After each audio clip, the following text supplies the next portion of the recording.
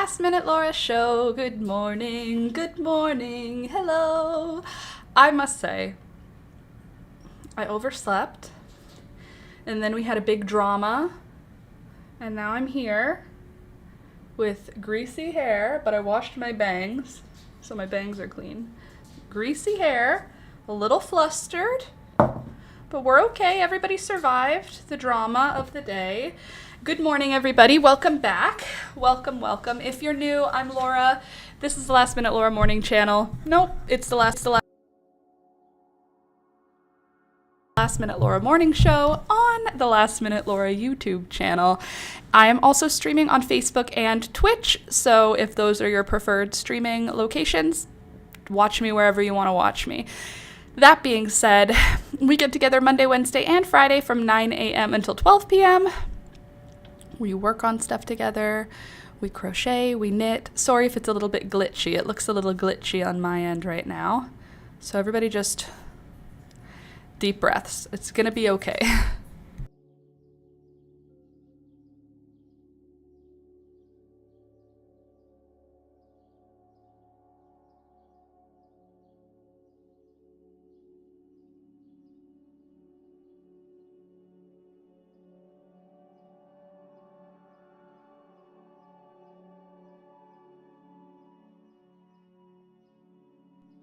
So, it's a no makeup day, as you might be able to tell by me.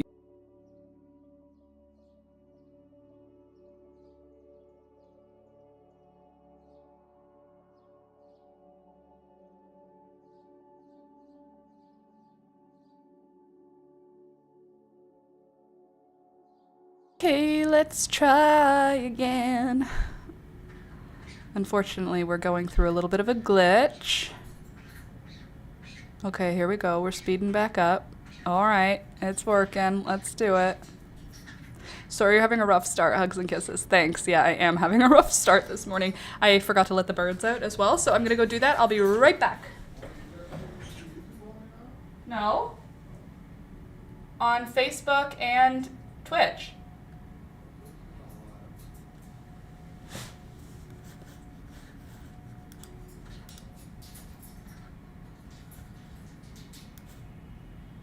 Isn't it?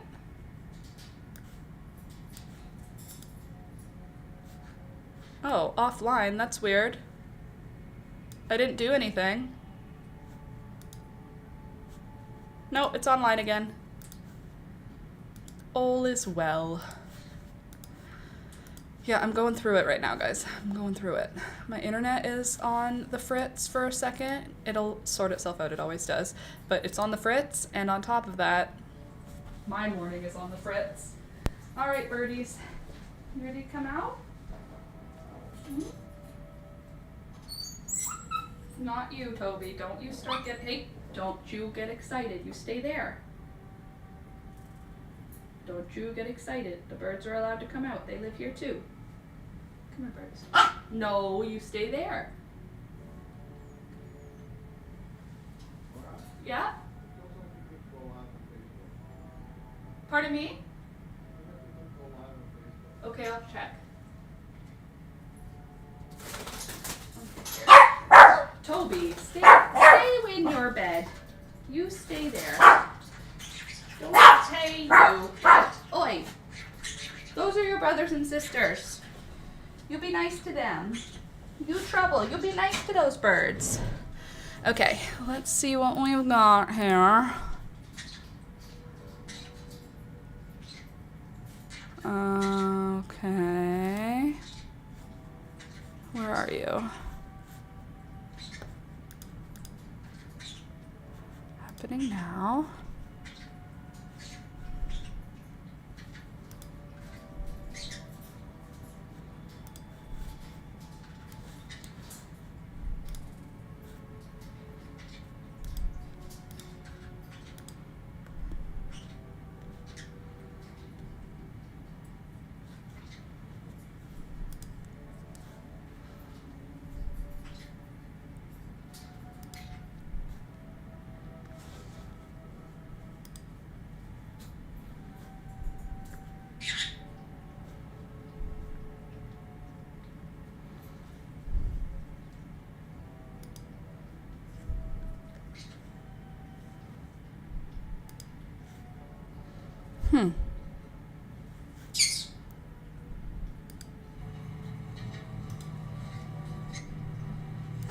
It shows it's live for me. No. So you go live, then go live? I know, but I don't know what to do to it. Can you refresh this page?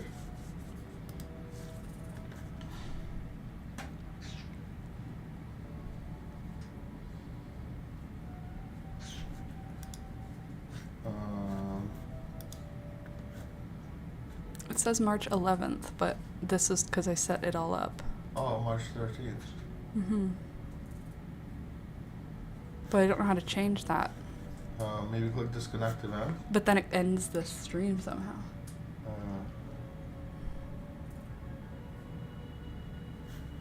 I don't know, sorry.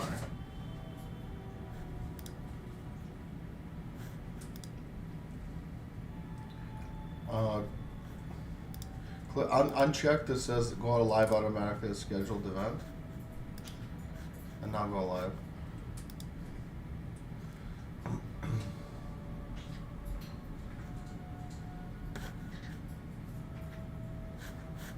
Cool. There. Now I'm live on Facebook. Okay. Ugh. Good morning. Day 2 of watching you stream. Love your hair. Oh, this is your second day? Sorry, this is the second time of you watching me stream. I am on the opposite of a good organized stream day. Things that are going wrong for me currently. I woke up an hour late, which is not good because I take 2 full hours to get ready. So I didn't have that. So instead, I said, I'm going to get ready in an hour and it's going to be just fine. An hour is not a lot of time when it includes make coffee, feed the animals, all of them, and fresh water for all the animals, and water the baby plants that need it. After that's all done, there's not a lot of time. So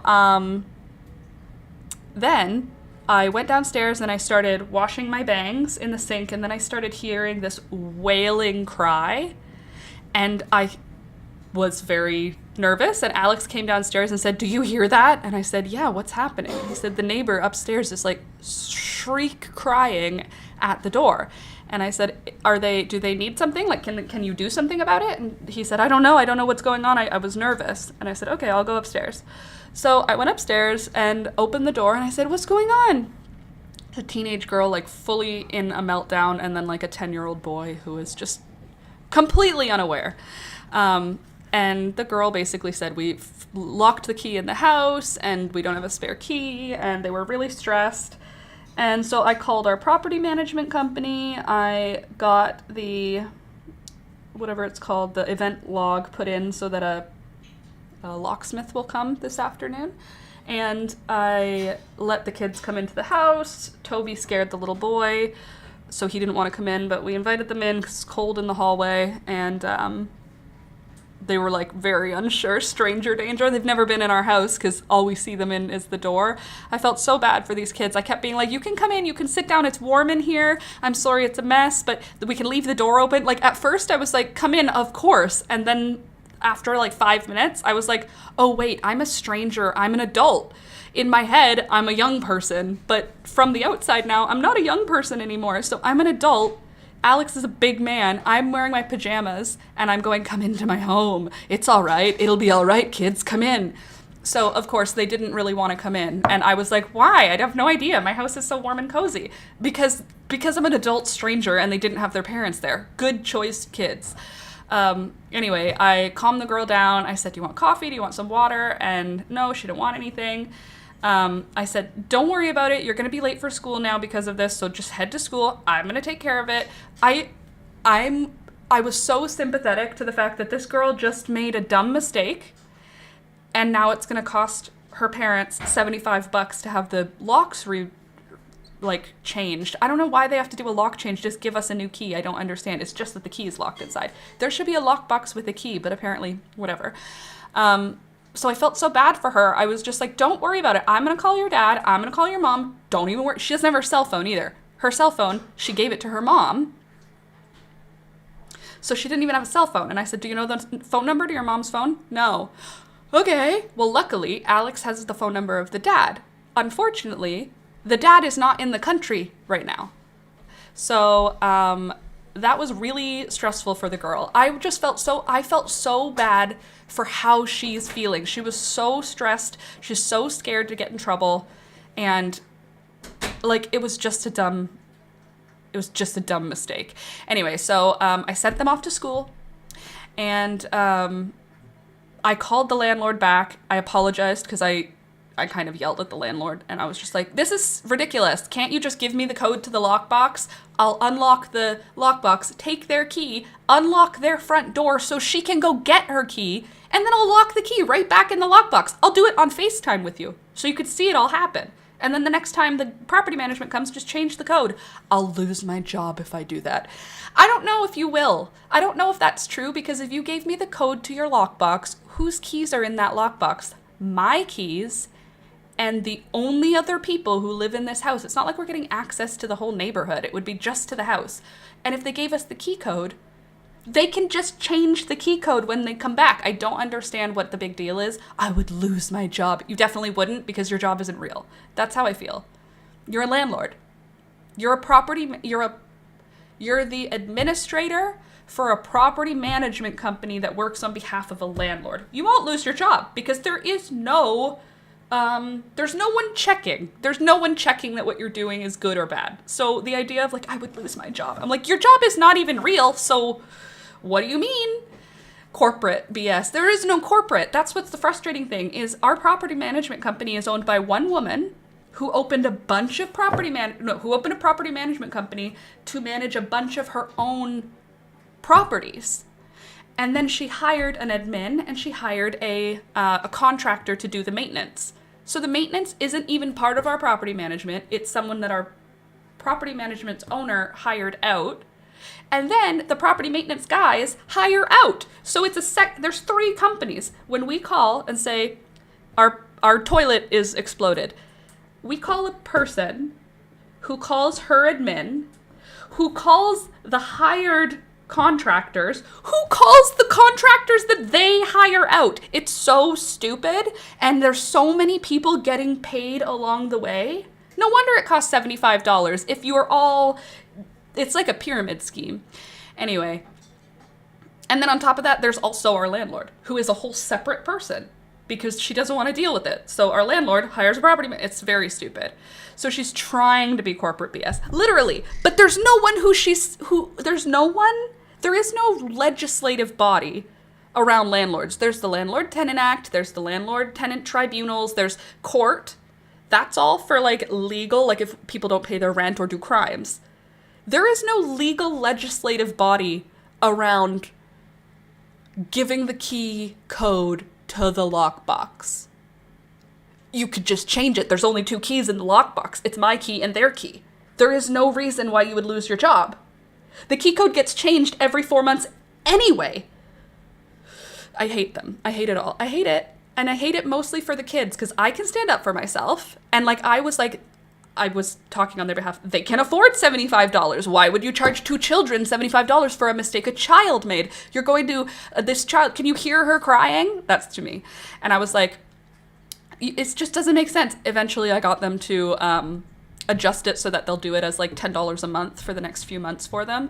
I don't know their financial situation, but I assume, based on the fact that it's an entire family living in the upstairs of a home, it's $75 is not just a trivial amount. So I was like, this is stupid. I said to Alex, should we just pay the $75 so the girl doesn't get in trouble? Because they're also from another country, so then I worry about what their discipline looks like. I really don't want, like, discipline in a way that I don't agree with, and it stresses me out because it's a cultural difference, so it's not...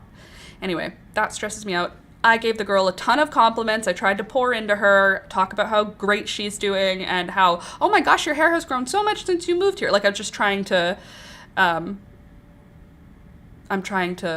tried to make her feel okay. The little boy literally didn't care. The sister was banging on the door, wailing. Nobody was home, so I don't really know what that was helping, but like when you're upset, I get it. The little boy was like sitting there tapping his shoes together, totally unbothered by his sister just freaking out. Common sense indeed. Genuinely, if they can't afford it and you can't help them, DM me. No, I spoke to Alex and he agreed as well. So it's if it's something that is going to cause any drama, we're going to take care of it, because I just don't want to. I don't want that girl to receive punishment for a mistake that I could see she felt immediately so bad about, especially because I know also she's like a second mother in the home. She got the little boy's, he's probably not 10, he's probably 6 or 7. He's little and he's like dumb, you know what I mean? Like he's a dumb little kid. He's not dumb, but you know what I mean? Like when I'm talking to him, I'm like, wow, that's how old he is. He's old enough that I went, wow, those are really cool. And that was the kind of conversation we had. So like, that's how old he is. She got him ready, got him breakfast, got him all dressed up in all his winter clothes. He had his backpack. She had his, like she got them both all ready for school and forgot the key, and their door auto locks. I just felt really bad. Although given the value of the dollar, dying Canadian might be 200 US by now. Lol. 75 Canadian is like $8 US. I did the same thing at her age, obviously. Let's see. I'm sorry for you and the kids. Agreed. Story above. Oh, I missed it. My brother and I did that the first time we were home alone for a weekend, and we had to get a ladder and get back in the house through a bathroom window. See, if it was summertime, that would possibly be an option. We could figure out how to break in. We can't. They live on like the second floor. But and our first floor is a raised first floor, so their second floor is kind of like a third floor. Anyway, but it's winter, so all of the windows are closed and locked right now. It's just rough. Let's see. To a tenant yet? Right, exactly. Genuinely, okay, there we go. Make light of the situation. Although given the value, lol, I did the same thing. Thank goodness you were there. Yeah, I'm like a hero. I like rescued a bunch of kids. Actually, no, but I did help a little teenage girl who I saw myself in just bring it down a level. I was like, don't worry. Go to school. Don't even think about it. You don't have a phone, so don't worry about it. I have a phone, and I have your dad's phone number. So if your dad needs to contact your mom, and your mom needs to contact someone, they all have my number. She doesn't have a phone. So I'm like, don't worry about it. There's nothing you can do about it right now. And she was like, okay. And I was like, there is nothing you can do. Go to school. When your mom comes home, I'll talk to her. And she said, okay. And I was like, have a good day, kids. I'll lock the door behind you. So basically, I'm a mother, and I saved the day. I didn't save the day at all, but I did call the property management company. Yeah, thank God y'all both work out of the house so they had a neighbor to talk to. Yeah, and also, thank God we both work out of the house so that their family will never be taken advantage of by landlords. Not in my world. I did have to call the landlord back and apologize, though, because I was quite rude, and she appreciated my apology. And I was very proud of myself for being a big grown-up and calling back. Mostly it's because the next time I need help, I need her to pick up the phone. But I did feel... I kind of hung up on her. Like, I was like, okay, well, they have to get to school now. Bye-bye. And I hung up in that voice, like, super condescending. Anyway, I apologized. She said, thank you. I really appreciate that. And I said, okay, have yourself a good day. Guess where she was? In court. So, anyway, it doesn't matter. It doesn't matter. None of it matters. Everything is fluid, always changing. It's all going to be okay. But now I'm feeling awake. So now I feel good. Good morning. Thank you for letting me vent. Sorry I was late. Sorry I look the way I do. Sometimes that's just the way it's gonna happen. I have either a cat scratch or a zit or a scab or something that is bright red, and I love when I have large bright red blemishes on. Love it. And I have no makeup. This is what I look like, guys. If you see me normally, let me just brush my eyebrows with my finger a little bit. If you see me normally, this is what you'll see. If you see me out in the city, this is the way you see me. The lashes, that's for you. That's all for you. Well, it's for Alex, too. He thinks they're really pretty, so I do it all for him. But, like, just so you know, this is what she looked like. Okay, so you didn't ask. Let me get out my pair of tweezers because we need to thin out my lobelia here. I have a whole bunch of lobelia seedlings that are obviously overcrowded. Cute ponytail, super cute though. Oh, curly ponytail. Yeah, it's yesterday I didn't wash my hair and I went to bed with wet hair. It's just It's just one of those days, you know? I didn't wash my hair on purpose because tomorrow is Elizabeth's birthday. Well, it's her birthday party. And because it's her birthday party, I wanted to wash my hair in the morning. So I didn't want to wash my hair yesterday if I was going to already wash my hair again on Saturday. So that's why. These are the lobelia. Looking very, very cute. Also, I painted something that's really cute, and I'm excited to show it to you. But not yet. Stop rushing me. Your inner beauty is shining bright. Thank you so much, Michelle. Oh my God. I am nervous sweating. Just telling you the story of me being so brave and grown up gave me fear sweat. One sec. I need to refill my coffee because it's cold, obviously. Surprise, surprise. My coffee got cold. I need to pull out that heater thing again.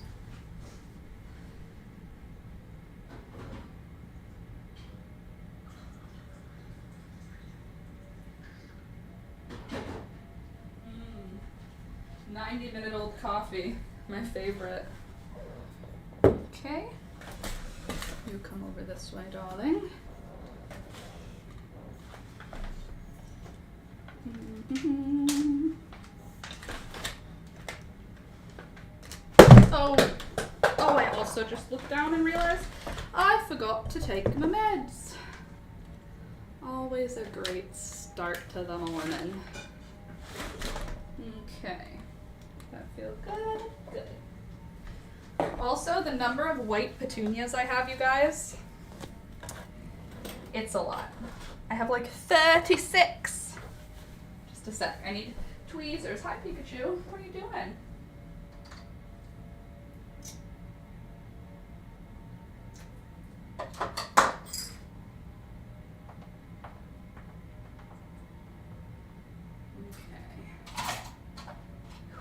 Tweezers.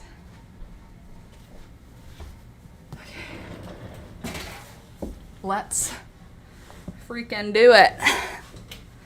So, how are you guys doing? How was your morning? Hopefully more chill and less drama than mine, but also hopefully warmer than mine because it is freaking winter again, as you see from my title.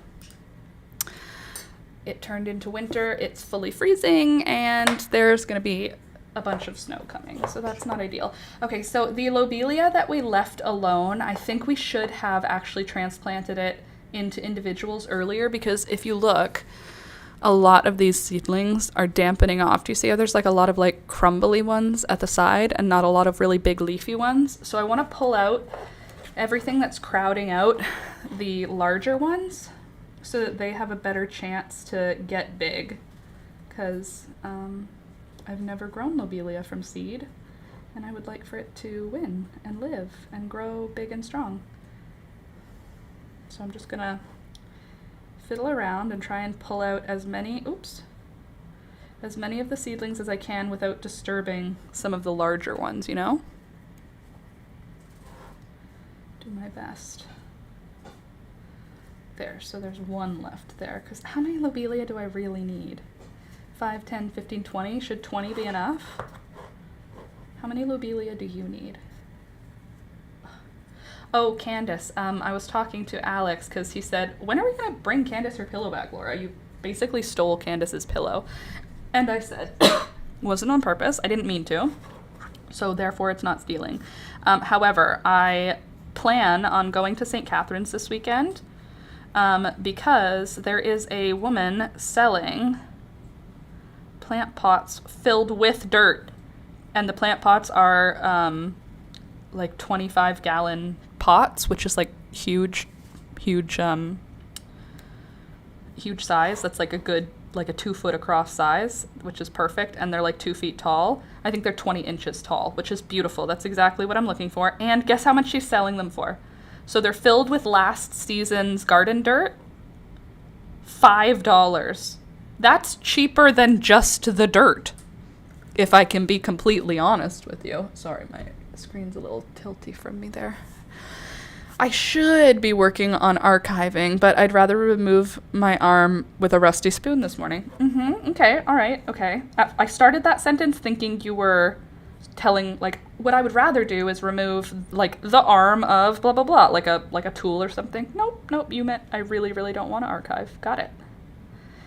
Yeah, that was me yesterday. I had a day where I was like, uh-oh. It felt so much like depression, but it was just one day, and I'm not letting it into today. I took a nap yesterday, which I haven't been doing since since the depression left me alone for a few months. Took a nap, a depression nap, and then woke up feeling like I had tricked everyone in the world, but I'm actually a bad person, and like none of you actually know that I'm a bad person, and I tricked you all.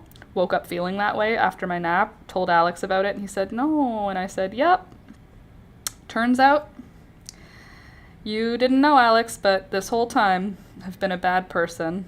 And he was like, these are like the worst parts of it for me. I get like heavy, that's not the worst parts, but you know what I mean, like the heavy imposter syndrome comes up, and then also just like negative. Sterile dirt, local, so not containing invasives from elsewhere. It's not going to be sterile dirt because it will have been sitting in there. It's like a farm that I'm going to go to. It's been sitting on the farm all winter, and I guess they're moving because she's got 60 of them to get rid of. But it would have last season's dirt in it, which is either, she didn't say, but it's either farm dirt or like potting mix. It looked like it had lots of pumice in it. Is that what it's called? Pumice stone? There's vermiculite and what's the other one called? It's like volcanic puffed stone, you know? Anyway, it had that. It had the sparkle of vermiculite, and it had the white large pebbles of that pumice stone or whatever it's called. So that means to me that it has at least some like bags of soil in it, as opposed to just like local dirt.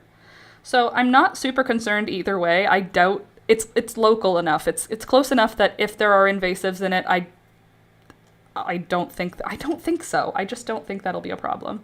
So hopefully I am correct and everything looks beautiful and perfect and everyone is happy. And then I don't need to buy any dirt, just compost or manure. Not compost, just manure. All right, there we go. Lobelia container number 1 thinned down. Let's see what we got here. So I woke up too early yesterday and stayed in bed. At like 5:30, Kiwi came in and tried to pee on me because the litter boxes both had her sister's poop in them. Oh, that's great. It was a great big Loki told me to get your ass in gear so you do the damn chores. I mean, like, cute, but also not cute. Did you manage to avoid the cat peeing where she should not have? Or did the cat pee where she shouldn't have, just not on you? With peace and love, that's probably like the most annoying thing that cats can do. Peeing. Because cat pee is like just awful. It's worse than dog pee, I can tell you that.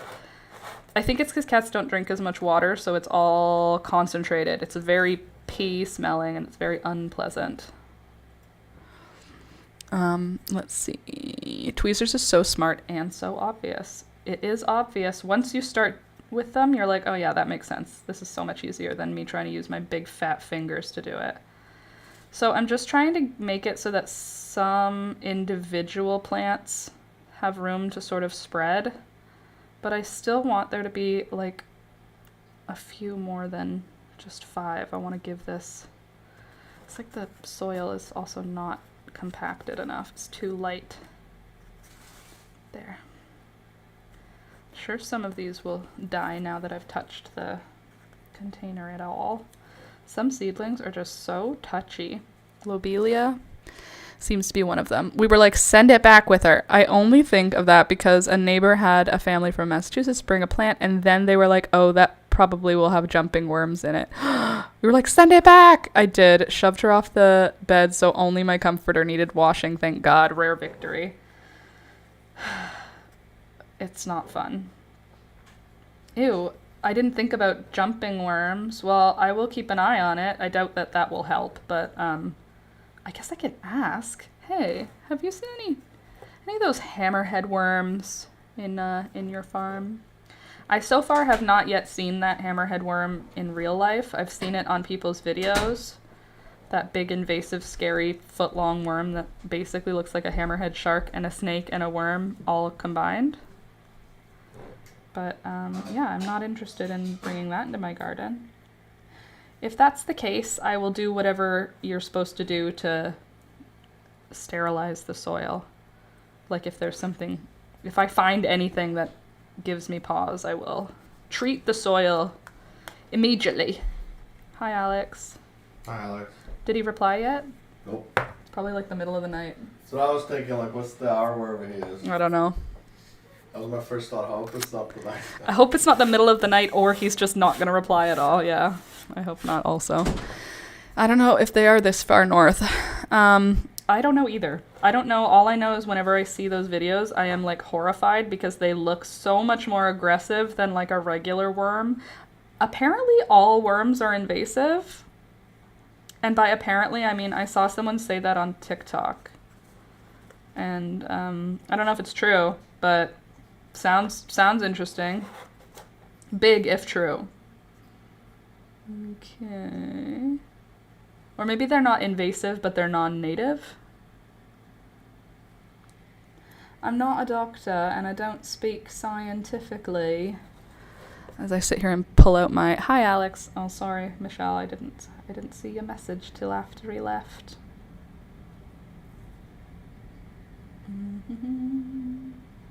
I baked a cake. And it was okay. That's the whole story. I was going to tell you it like it was a story, but I decided I want to give Alex... he had a French class, and I wanted him to have a nice time during his French class, so I made cupcakes and a cake, and then I brought Alex his afternoon tea with a cupcake, and he was like, "Where did you get this?" And I said, "What do you mean?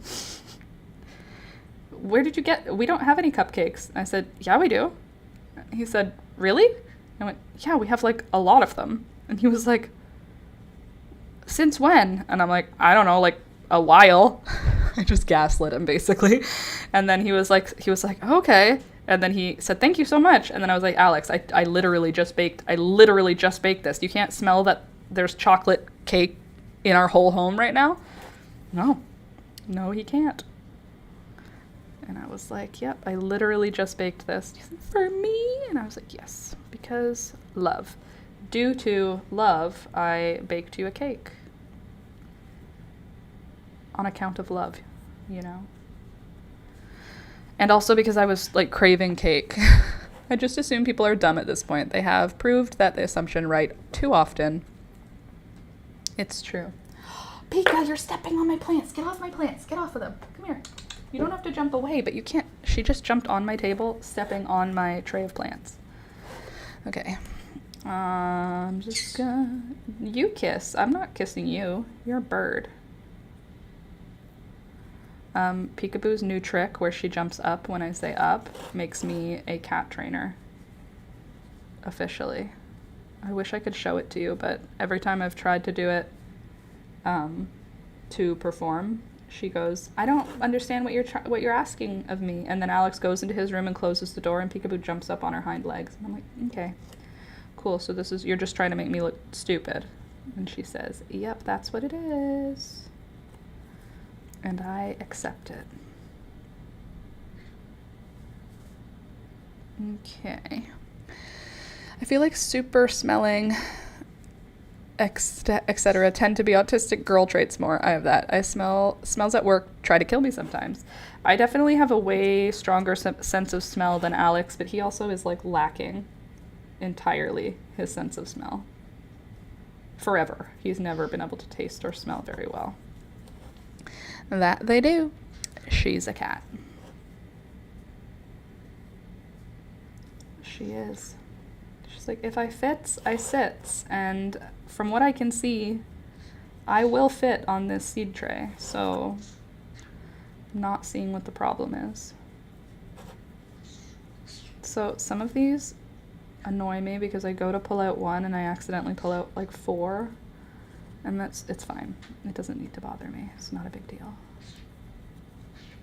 So sometimes I'm trying to remove the smallest one, and sometimes I'm just trying to remove enough to make some breathing room for the others. Or if I accidentally damage one, I just pull it out and say, you're done. You're done. You're done as well. Basically, I just keep pulling out seedlings until I feel like there are not enough seedlings in the container, and then I go, okay, that's probably good. So there we go. There's 3 there, a couple on this side. So these will grow out a little bit more, and then after they grow out, I will thin them. Again, look at all these lobelia plants that I'm sacrificing to the plant gods. This is really hard to do. I want you to know, emotionally, not literally. It's not physically hard to do, but emotionally, this is a very trying activity because you have to decide. All of these babies don't get the chance. All of these babies don't get the chance. Goodbye. You've done your best and it wasn't good enough. Let's see. The number of times I've been like, why do I smell propane? And people are like, I don't smell anything. It's frightening. Yeah, same. Does anyone else smell literally gasoline? Does anyone else smell oil? Does anyone else smell burning plastic? No? Okay, cool. Nothing to worry about then, I guess. I guess it's only something to worry about if most people smell it. Okay, that was an accident. And we're just gonna pretend it was on purpose that I pulled out most of this side of the seedlings. That's the other reason why you gotta pull them out, because they'll start growing in together, and then later when you try to thin them, everybody will come up. Okay. Pat our soil down a bit. Try to pat our soil down around these ones as well.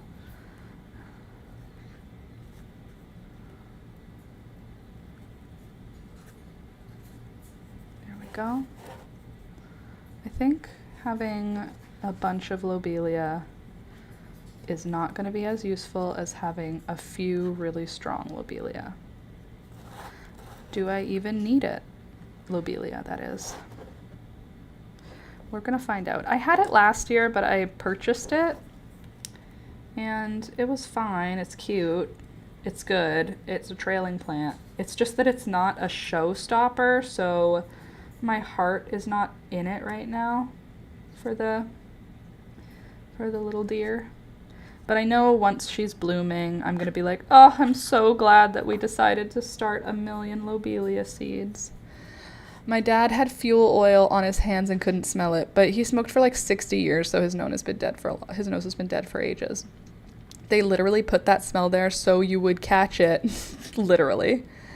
Yeah, I tend to not thin things and just let them thin themselves. Well, I noticed that a bunch of the lobelia had started to, what's it called? Dampen off, which is not ideal. So to prevent more of them from dampening off, I decided to just give them a good strong thinning. And that should allow the other ones to decide that they actually do want to survive. Okay, this grouping, I did a very bad job of thinning. I'm gonna just stop here, quit while I'm behind, see who survives, and then thin more next week. Because this did not go well. This is not what it should look like after being thinned out. These are sad and wimpy. What it should look like after being thinned out is this. A nice clean few seedlings, not 1,000 weak and sad seedlings, but that's okay because I have room still to allow sad little seedlings to continue to survive. And now this is my garbage for the day. None of my peppers or loofahs have popped yet. I'm starting to worry, but it's only been a week and I start them early because they do take ages to germinate. I have plants that we planted together. I feel like it was forever ago. Like my impatiens. Can I just show you? These have been in the pot since we potted them up. Everything that I planted almost has come up, but look at these impatiens. Look, literally, that's what we've got so far for impatiens. Just itty bitties. And that only started like yesterday. They're like just thinking about coming up. Also, really exciting for me, my red echinacea that I direct sewed into a cold start jug. It was like an old detergent, clear detergent. What was it? Floor cleaner. Mr. Clean. It was an old Mr. Clean floor cleaner container. I did the whole cold start thing to that container. Sewed black hollyhock, purple hollyhock, and red echinacea. And I see one hollyhock. I don't know what kind it is because I didn't label. I just threw the seeds in the whole thing. And I see echinacea coming up. So it's been warm a couple days, but the stratification worked by cold starting them. Also, my basil is starting to come up. Finally. This is sweet lemon basil, and I planted 10 of them, and currently I have 2 seedlings that are just emerging. We've got our first 2 leaves on my Danny sweet lemon basil. We'll see. We'll see if it survives. Also, my status is doing awesome. I'm really pleased with how the status is growing. This is apricot status. It's so pretty. It's so lovely, and I'm so happy the plants are doing so well. Weirdly, one of the plants came out looking different than all the others. One of these statuses is not like the others. So this is what it should look like. And one of them came out like this. It's for sure status. It's the only, like, there isn't another plant that's growing like this in my seedlings. Like, it's not like something snuck into this. But we have one that's growing weird, as opposed to like this. This is how they should grow. And then this one is growing all skinny. It looks like tarragon almost. These ones, amazing. I kind of want to up pot them already, but I think I'll wait until I can see. Oh, never mind. I was going to say, I think I'll wait till I can see some roots at the bottom, but check it out. That little white line there, that's a root. How about on this side? Anybody trying to escape? Yep, we got a root coming out. Hold on. Oh, Nelly.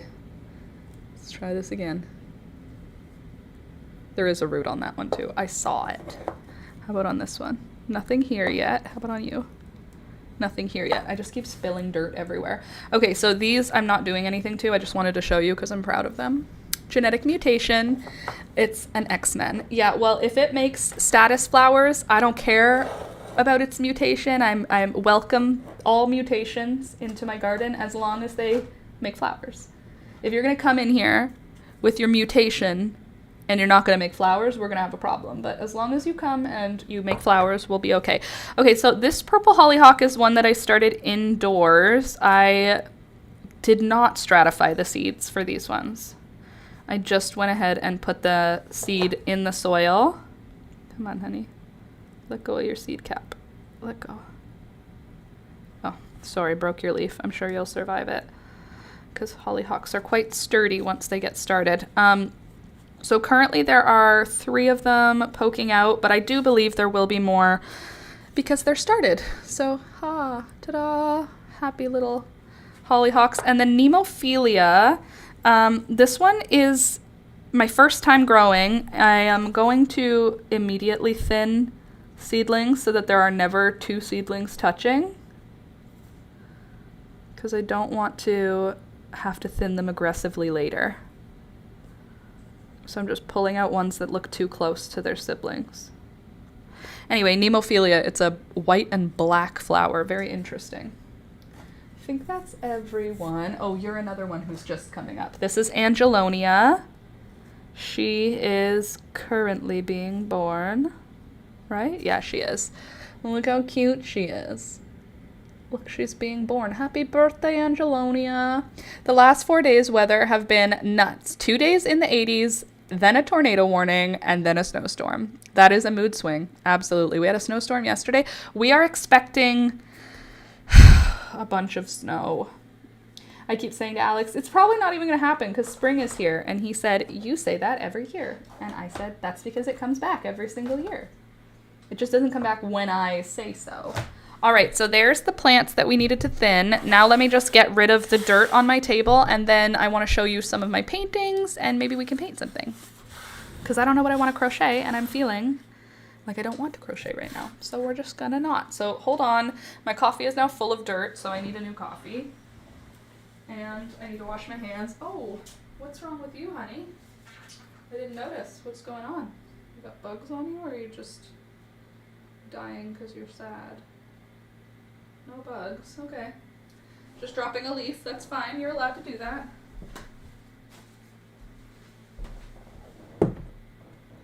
Alright.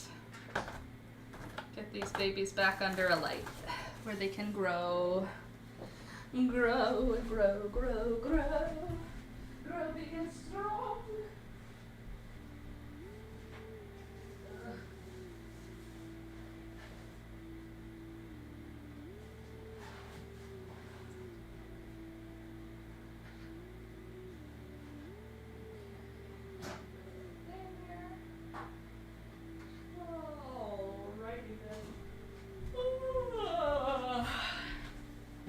Okay, Pika, I'm done with that. You're allowed to come on the table now. She's lying down so cute. I wish I could show her to you, but I can't at this moment. She's on her back with her tummy up. Being a cutie.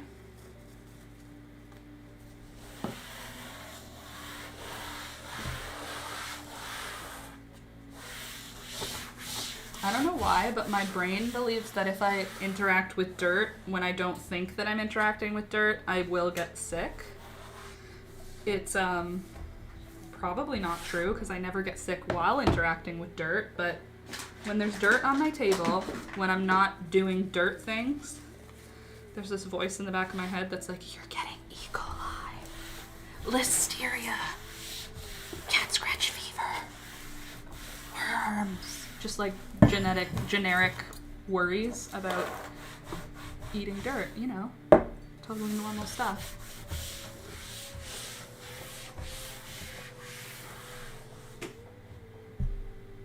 Has it ever happened? No. Have I ever got sick from soil? No. But my brain, she don't care. Peekaboo, that is a mat. You can't do anything with it. It's attached to the ground, baby. It's attached to the ground. Okay, now I need to wash my hands, get a coffee, and I'll be right back.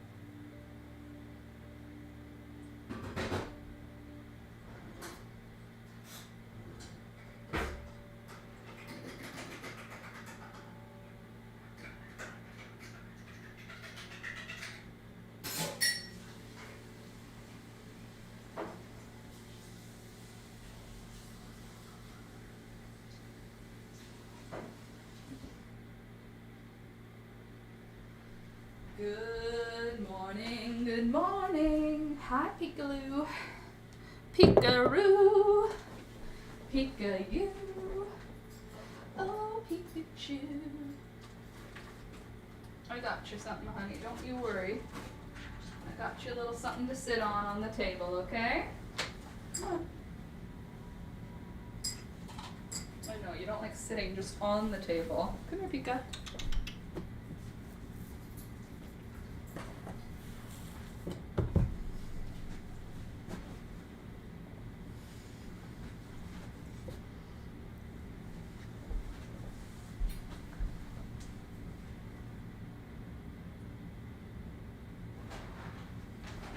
You want to show everyone your cool trick?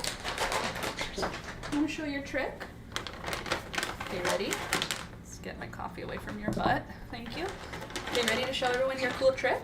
Up. Take a look. Up. Up. Good girl. here. It's up here. Up. Good girl. Okay, let's try one more time, okay? Here's the treats. Up. Hey, I'm holding them. Look, they're in my hand, dummy. Up. Look, up. Yes. Oh, she's so smart. She listens so good. Nope, that's my finger. Take the treat, not my finger. Oh, yes. That's my... Ouch, that's my finger. Thank you. You're so good.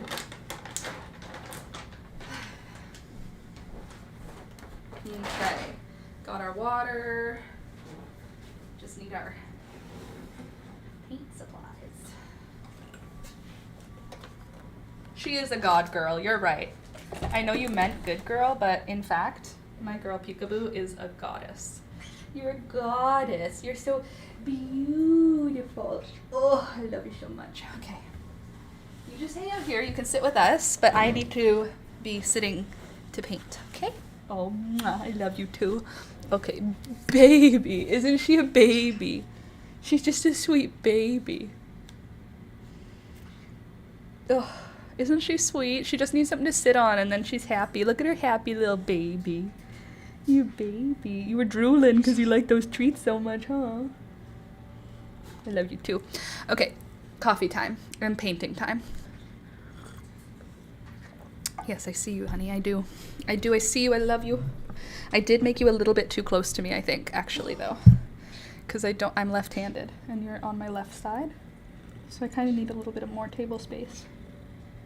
Okay? You want to hear her purr, guys?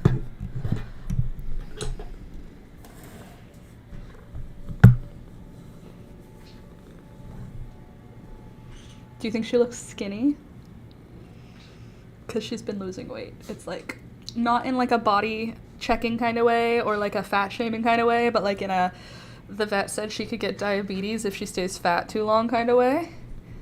So we have her losing weight by basically starving her. I'm sorry.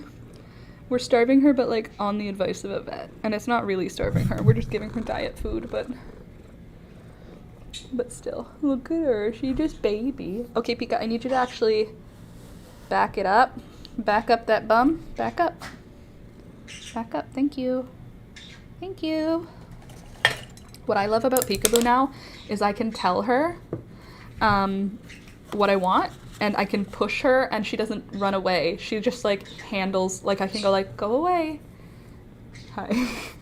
Go away, leave me alone. And she doesn't like freak out, whereas like when we first got her, she was like way less, she was way more skittish is what's going on. Sorry, I have your door too much in my angle.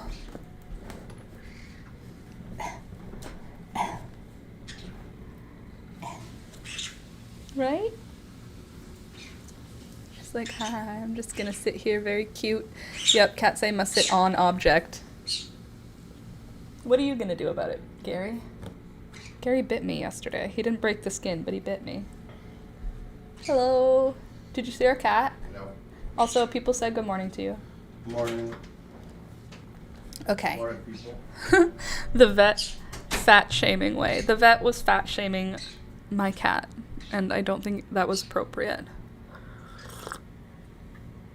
She's only a little bit morbidly obese. She's not like horrifically obese. She's just like, she could get diabetes. She said, was it a she or a he vet? I think it was a boy vet when we went with you. It's a vet hospital, so you just get a different vet each time.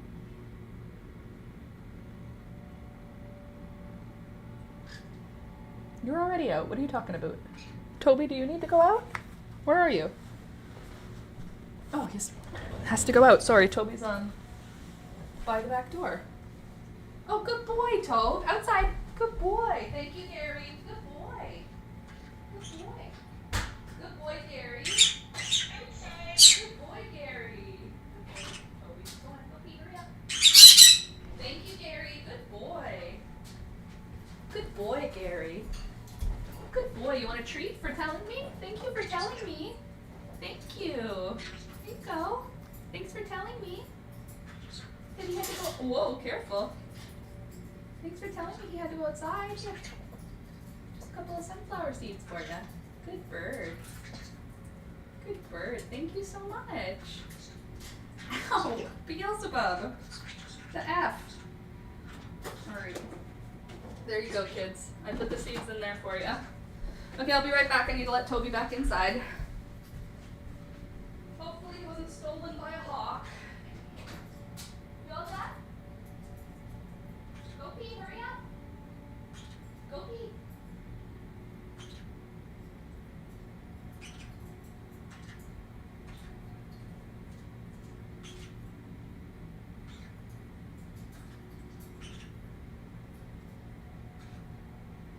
Good boy. It's your sweet time. It's a big pee. Good boy, Gary. Thank you. Okay, come on. Hurry up. Let's go. Toby, come on. Good boy. Good boy. Come on. It's cold. Thank you. Good bird. Good bird.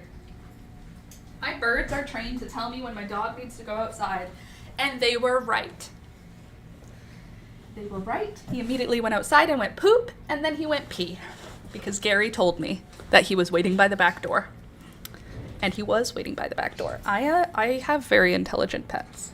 I mean, not always. Not always. Peekaboo's not our smartest. Okay, now, that's not what I wanted. This is what I wanted. I want to show you my paintings. I did some paintings. And I updated some older painting. Some older painting. This older painting is now updated. Hold on. So I've got the mushrooms. I did a little background. And then I added a little bit more shading on them. I have roots on some fig cuttings. Oh, that's amazing. How come you're making more fig cuttings? Didn't you have like 10 last year? I mean, honestly, I understand it. Take cuttings always. Just keep multiplying. Make more. Just keep making more. I don't even know why I questioned you. I know exactly. My dahlias, I've made 3 cuttings. And I'm going to continue making more and more cuttings as the time progresses. So far 3 cuttings. I have 3 dahlias that were tubers. I have 2 dahlias that came from seed, and now I have 3 dahlias that came from cuttings. So in total, I have 8 dahlias right now. 2 of them are mysteries. 2 of them are Frank Holmes, and 1 of them is lifestyle. Okay, so there's my mushrooms. This is the one I painted yesterday. I haven't signed it yet because it was wet when I put it away. But look, I painted some straw flowers. I'm actually pretty pleased with how this pink one turned out. With the blue shadow, I feel like it looks really pretty. I would really like that as its own painting, just the pink one. So I might do a painting with just the pink one, but I tried to do all the colors that I grow. So there's like this orangey burnt colored one, there's a yellow, there's the pink, and then there's like a dark burgundy and then a purpley pink. But they're straw flowers. And I think that looks like a straw flower, right? Come on. That's pretty close to like sort of what a straw flower looks like. Some of these don't look super straw flowery, but some of them do. That one does. Come on. That orange one, that looks like a real straw flower. That one looks like a real straw flower. This one does not. This looks like a clover. But you know, I'm getting there. We're doing it. I worked on the mushroom sheet, tried to finish coloring in the colors so that you would be able to see what it looks like finished. I added a chanterelle. No, chanterelles are the ones that are all mushy looking. A lobster? I forget what this is. It might be a chanterelle. I can't remember. Anyway, I finished coloring it in. So those would make lovely stickers. I agree. I just don't know how to go about doing that. But I agree. And I would love stickers that look like the paintings I do. I actually really like how this one turned out. I was surprised by it. But if you look up close, I did really wet paint and then let it dry. And the paint all went to the outline. I didn't paint that outline. That just happened. All right. I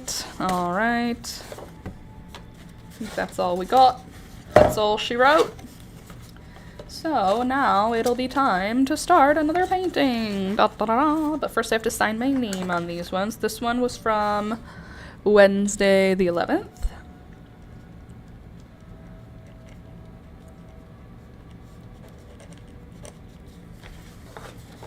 official. This one's from March 12th. March 12th, 2026. And me.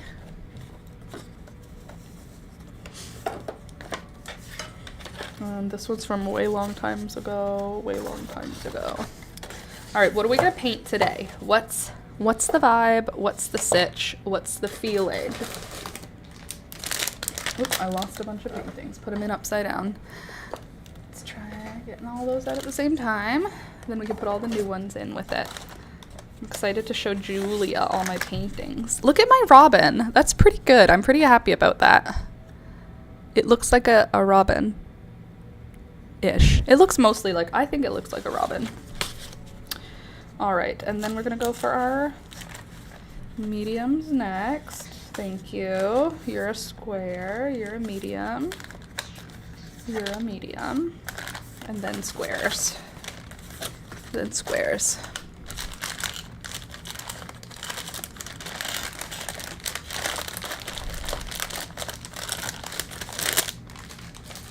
Okay, so there's multiple questions that need answered here. Do we want to do 6" by 9" painting, a 7" by 10" painting, a 5" by 7" painting, or a 6" by 6" painting? Because those are the colors that we have. Gosh, my cat is so freaking cute. I wish you could see her right now. Maybe you can if I shrink this down. She's right by my hand. She's just out of frame. I'm sorry. You're missing out on like important stuff.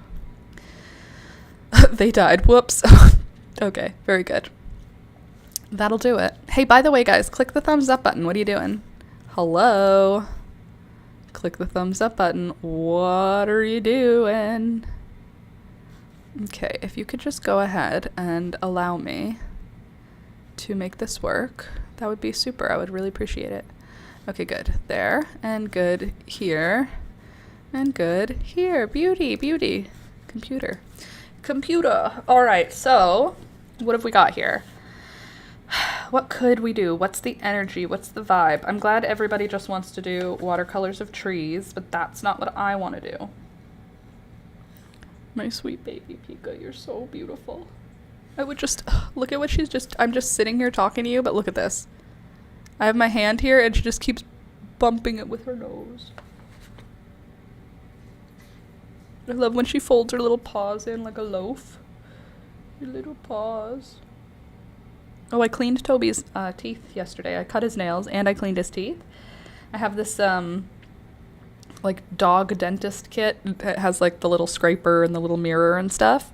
And he let me scrape all of his teeth, which is crazy because Thunder would literally never let anyone. There's a spider.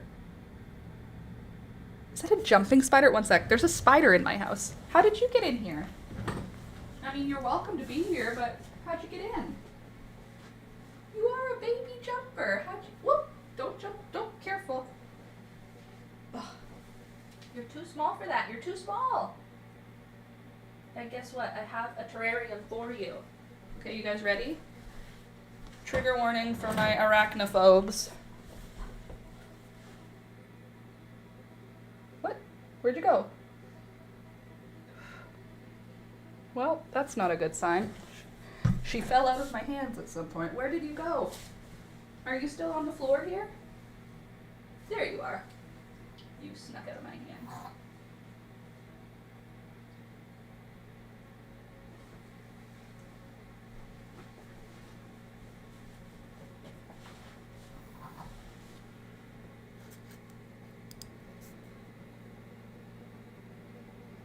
Ugh, don't jump off. That's a baby if I ever saw a baby. Come on.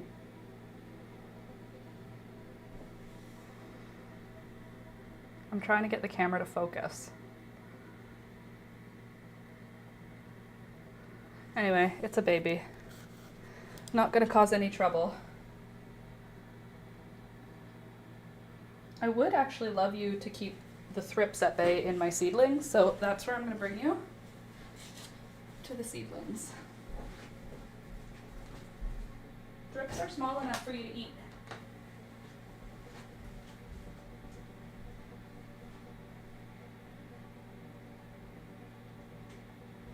There. Happy birthday! I don't know how old she is, but I assume she's young because I don't know where she would go from. I don't know where she would come from. I imagine she hatched in here. Yikes, you are very brave. It's a jumping spider. I know them. Melanie introduced me to them, and that was years ago, so I'm no longer afraid of them. There's no way that that baby spider's bite could even break my skin. The adult's bite hurts, but doesn't cause any problems. It's just painful, like as if you got bit by like a black fly.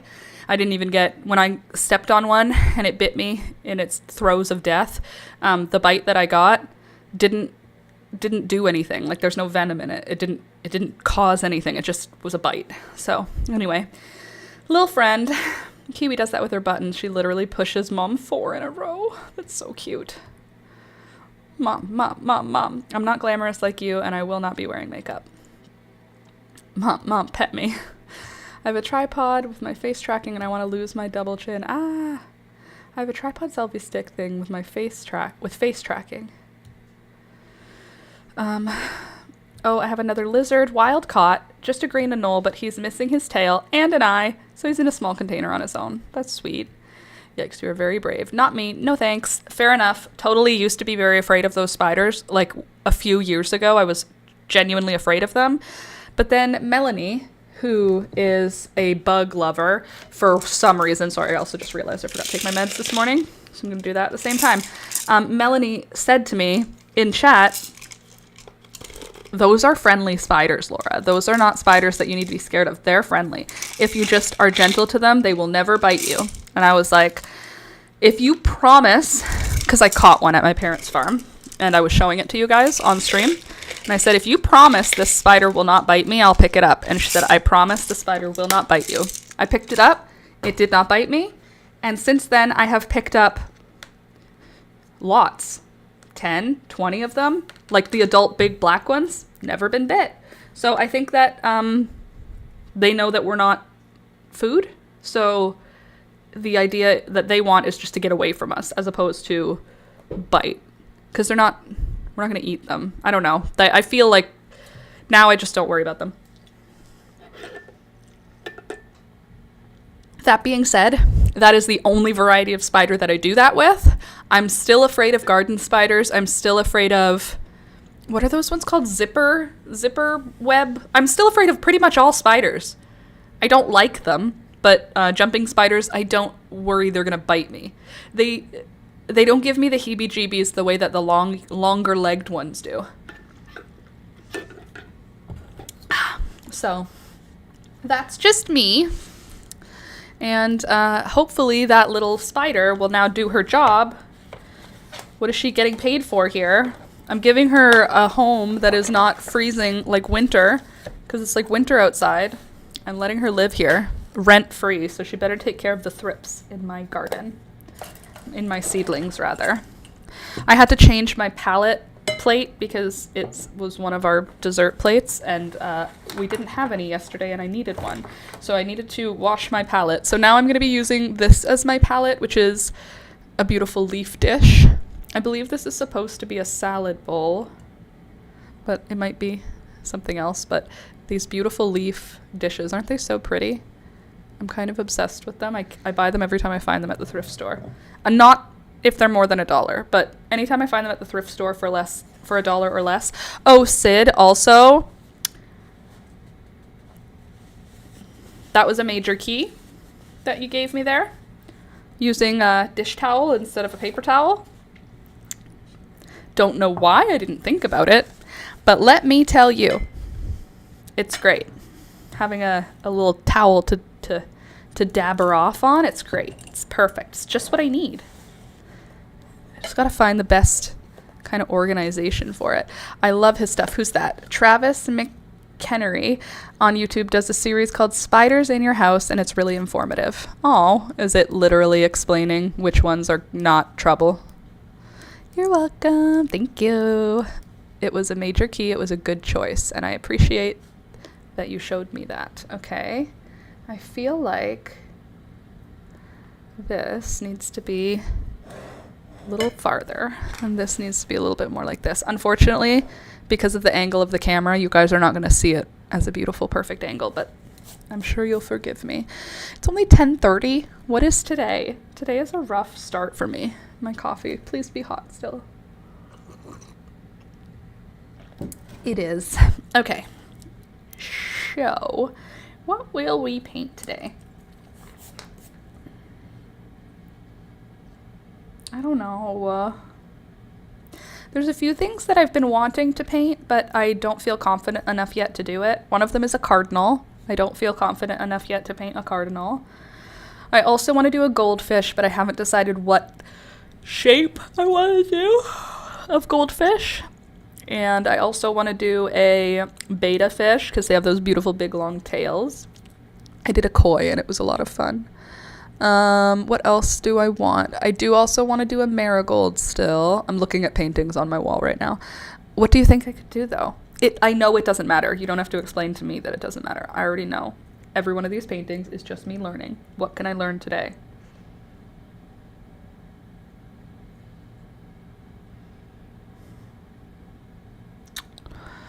He does a cheese test to provoke them to bite, and it's hilarious to watch these poor spiders just running away from his craft single, just harassing them. Just harass the spider until it bites. Turns out it probably won't. The only reason that spider bit me when I was at the farm was because I stepped on it. I didn't see it, and I just stepped, and I thought I stepped on a piece of glass. That's what it was a shock, and it was like I didn't even put my whole weight down. And I had to pull my foot up because I thought I stepped on like a nail or a piece of glass, like something painful. And then the spider like scurried under the table. And then I like lifted my foot and there were 2 clean dots. And I was like, I literally just felt myself get bit by a spider. That's the first time I've ever actively been bit. Every other bite I've had in my life by a spider, I've found on my body. It wasn't like, ow. It was like, what's that? Oh, there's 2 dots. That means it must have been a spider. Like that's the best I could do. Whereas this was my first time actually being bit. It was like that time that I got stung by like 8 hornets. I just was like, ow, ow, ow. Oh, it's hornets. Like it took probably a little bit too much time for me to actually notice what was going on. Sorry, I realized I know what I want to paint. I want to paint a perch or a crappie fish, which is a type of fish. It's not me saying it's a crappie fish. Ontario fish. La la la la la la. Oh, ow. It was ow. Totally. But it was also like, it was more surprising. Like in the time when I got the stings on me, there's actually a live stream the day after it happened because I was still live streaming all the time back then. But when it happened, I was leaning over a wooden railing and I had both my hands on the railing and there was a hornet's nest along the underside of the railing. So when I grabbed the railing and leaned over, it shook the nest and then my fingers were right beside a bunch of hornets. So the whole hive woke up and I was leaning over the fence and then started feeling like I thought that I maybe got splintered, like my arms were resting on it. And I thought that maybe I was getting a splinter like from the wood. Because it just hurt. I didn't know what was happening. It just hurt. And then it happened again. And it was like, ow, ow. Oh, it's hornets. Like it took too many stings to notice. Basically, the ADHD and the possible autism makes me react to pain a little bit differently than perhaps I would if I didn't have those things. I don't have the same quick reaction to pain. And I don't have the same,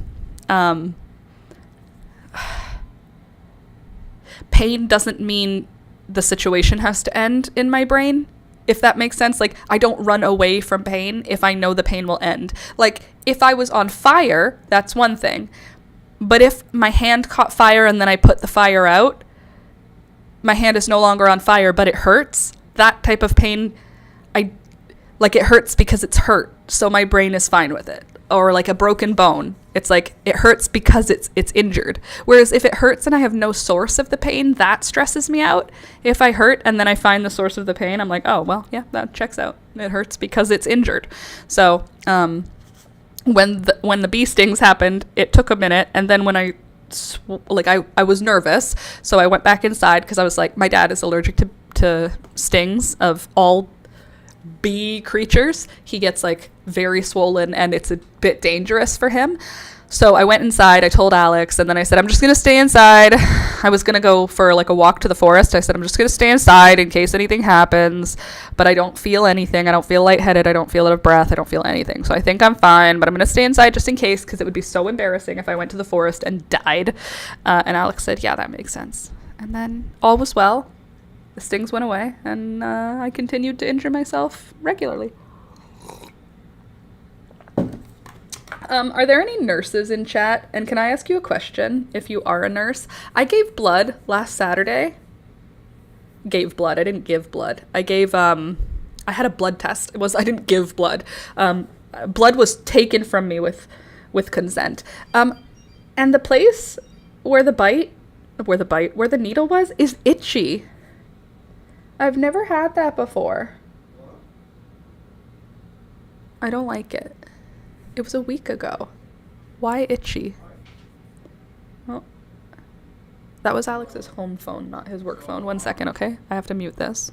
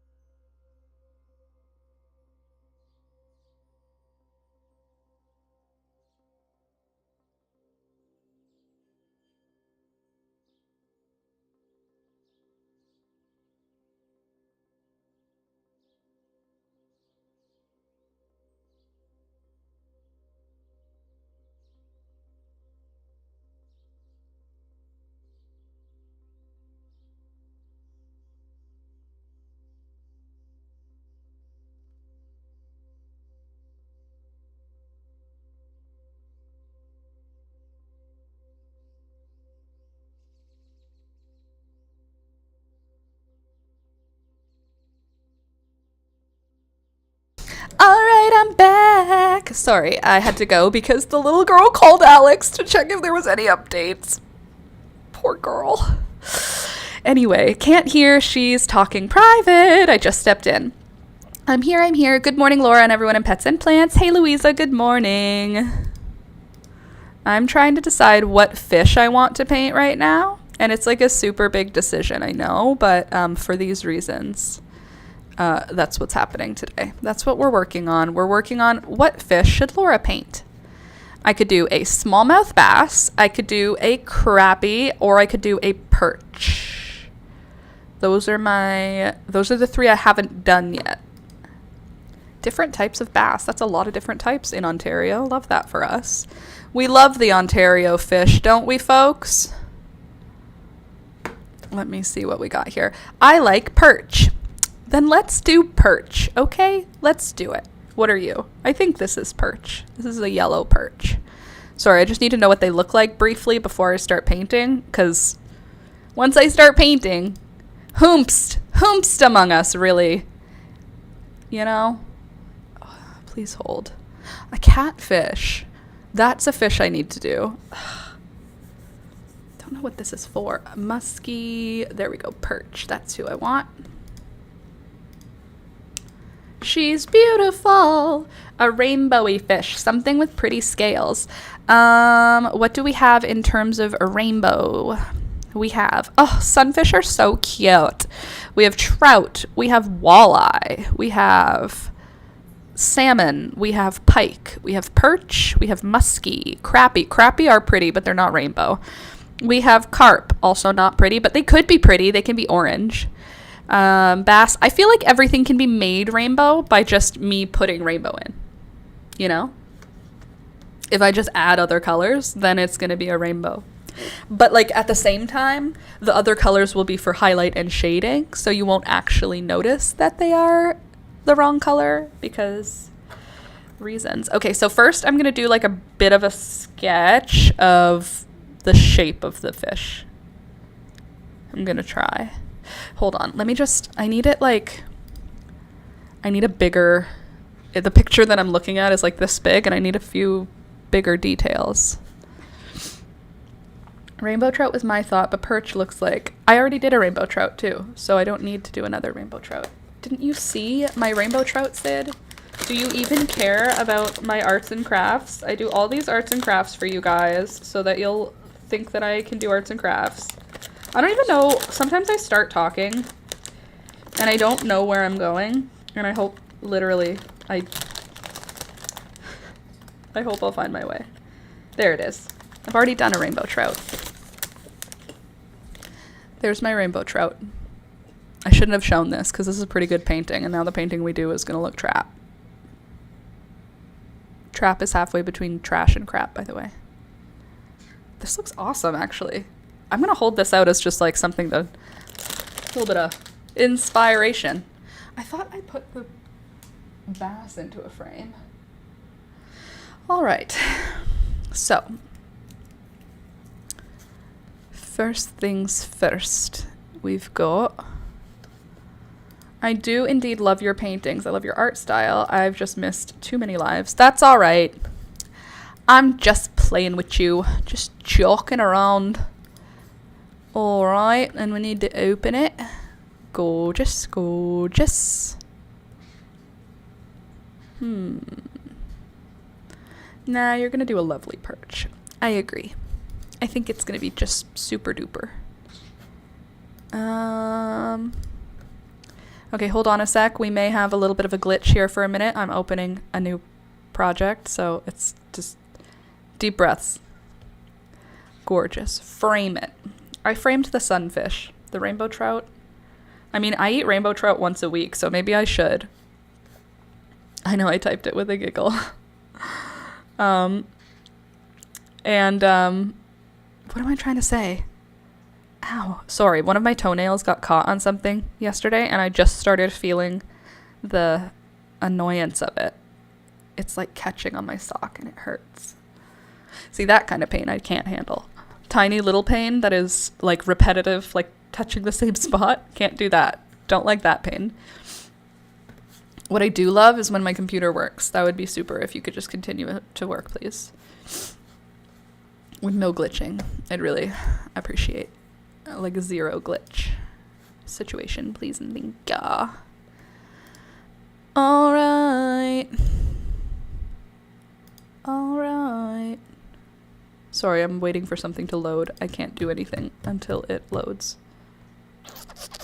Okay, good. And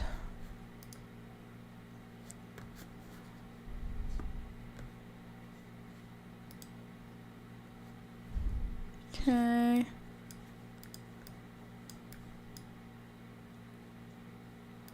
Okay, no, this way. Good.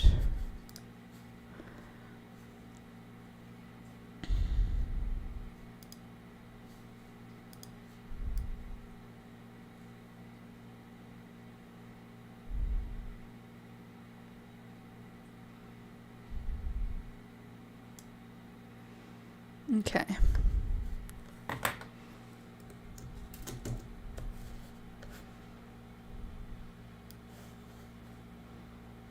Sorry, I'm just in the middle of a thing, and as soon as I finish it, we're gonna be freaking golden. Good. There, now nothing to worry about, folks. We got it. All right, now let's paint us a perch. You're gonna just have to believe me when I tell you what a perch looks like, okay? So, if we are going to start with his mouth, then it's going to be... Okay, let's see. 1, 2, 3, 4, 5, 6, 7, 9, 10, 11. I just need to give myself some borders to work with, because if I don't put borders, I go right to the edge of the page, and that's not the plan. Especially not with a fish, because their little tails can end up on the edge. And we don't want anything on the top either. Give her a little bit of a centered spot. Gorgiana. Beauty. 1, 2, 3, 4, 5. And 10. So this should be 2 squares. Really. So that means you need to be even shorter up, because we need that to be a square. Don't worry about me, I'm just mapping out. I'm actually planning how to draw it while I do this. This is part of my process, to think my way through it while creating my like my boundary lines. It makes it easier for me to figure it out, to figure out the maths. Okay.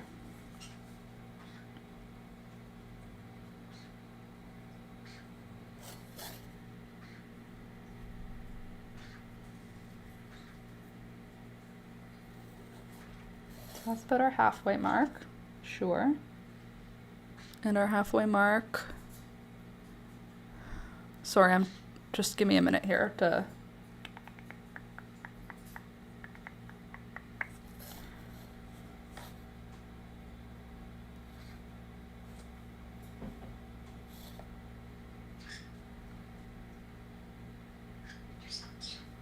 you're so cute.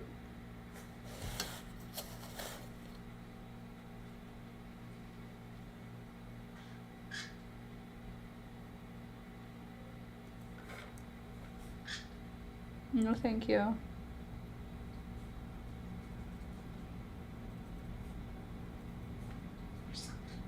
You're so good.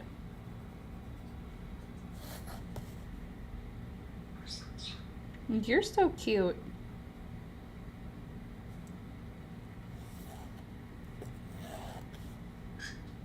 No, thanks. No, he doesn't need to go out. He already went out. Thank you, though. I know, you did. You told me he needed to go out, but right now he's sleeping. He doesn't need to go out right now.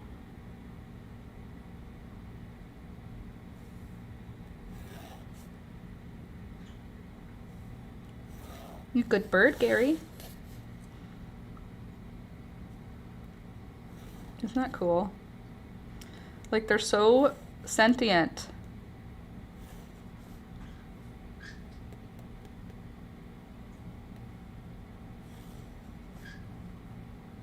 He doesn't need to go out, I promise.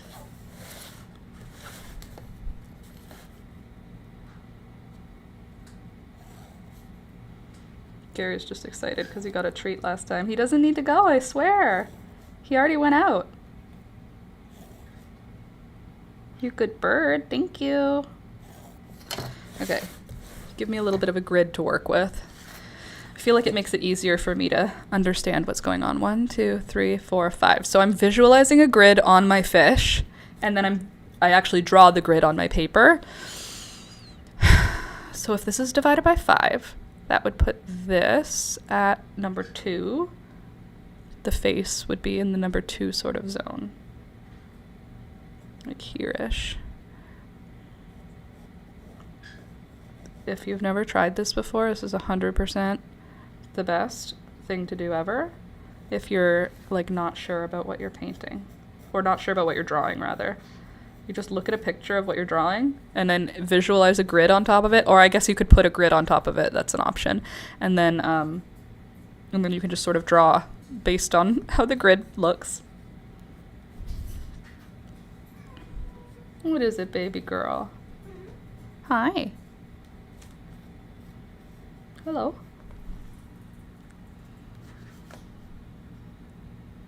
You want to see what I'm painting?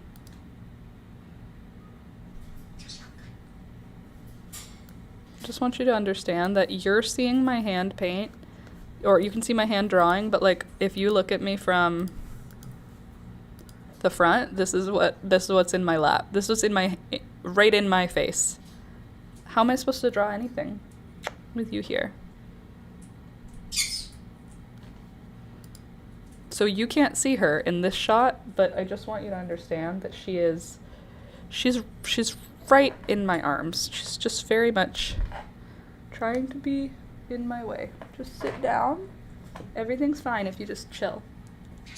Oh, I moved. Sorry, I covered up her seating with my painting. Sorry, baby, I didn't realize that's why you're here. Okay, you can back up now. Look. It's over here. You can come over now. Your little mat is fixed. Good girl. Thank you. Okay. Where did my little perch go? Okay. Gorgeous, gorgeous. Relax. Beauty, beauty. Okay, now let's draw us a perch. Let's try to draw a perch. I can do this. I believe in myself. Okay.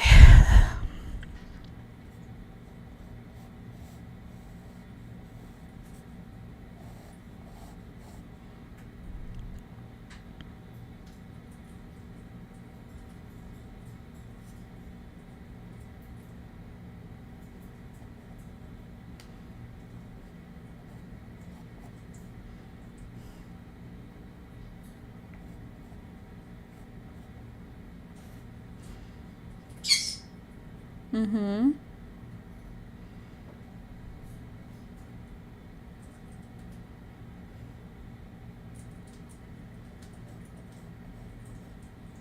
What is it, bird?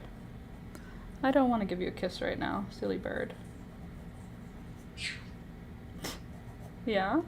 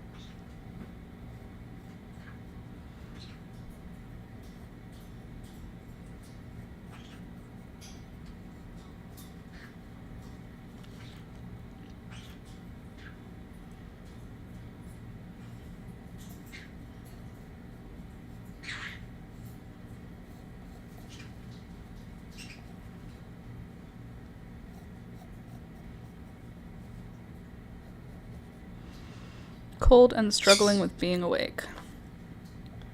And the struggle is real.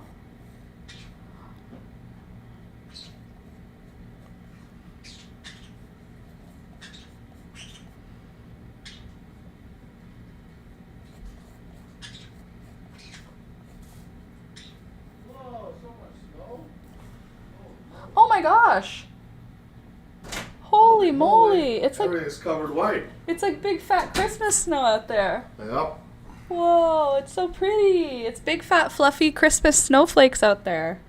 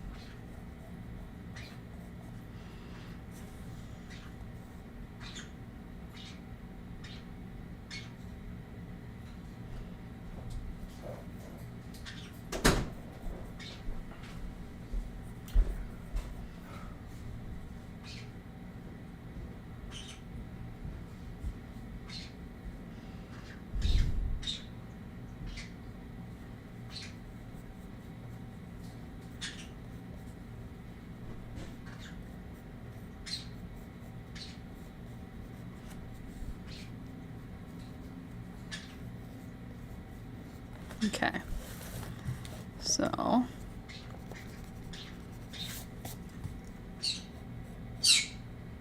Beelzebub.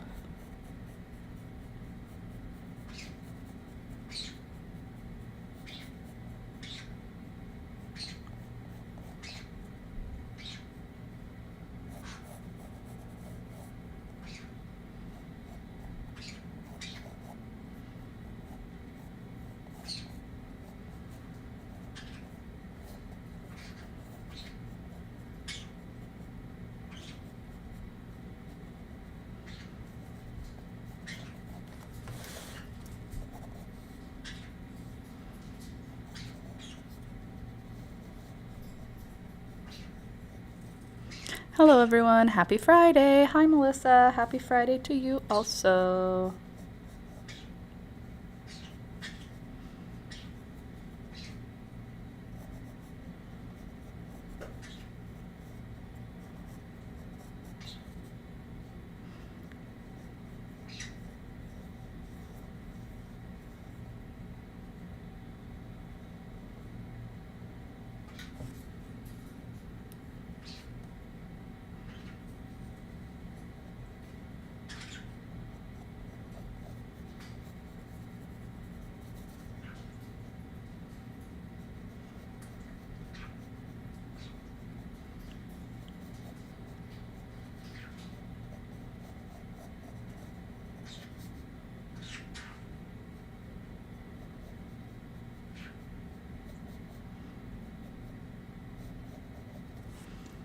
How is it snowing like that, but you're warm enough inside for short sleeves? Well, because if I don't keep the apartment that I live in very, very warm, then the people who live in the apartment above us freeze for a long time. So our apartment is freakishly warm for this time of year. It is currently 77 degrees in my home. So that's why I'm in short sleeves, because if my apartment stays at a comfortable, normal people temperature, then the upstairs folks' apartment is very, very, very, very chilly. So we just have to go ahead and live in a very hot home.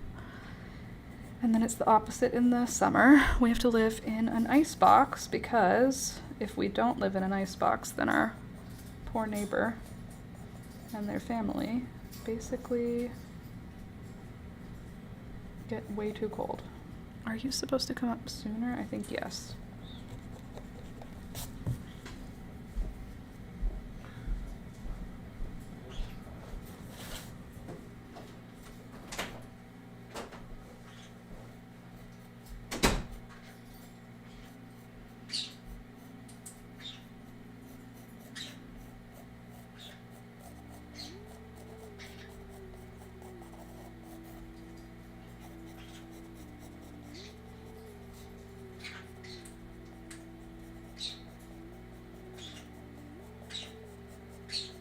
Okay, so there's my outline.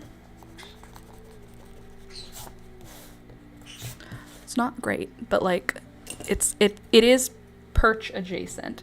Okay, and then this piece, these things, what kind of angle are these on? Kind of like this. And how many have we got? 1, 2, 3, 4, 5, 6, 7, 8, 9, 10, 11. So we have 1, 2, 3, 4, 5, 6, 7, 8, 9, 10, and 11 or 12.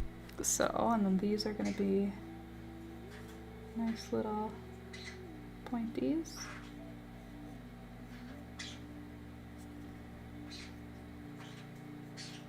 Okay. Good. And then our fin is gonna radiate out from the center.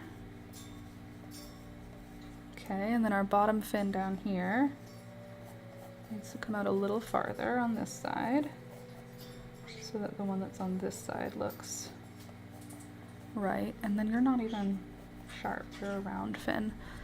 And then you also are a bit of a round, then straight, then up. Round, straight, up. And then you go out, around, down, and back. All right. And then she also has, at the gill is where that first dark area goes. Dark. She's got stripes. 1, 2, 3, 4, 5, 6, 7 stripes.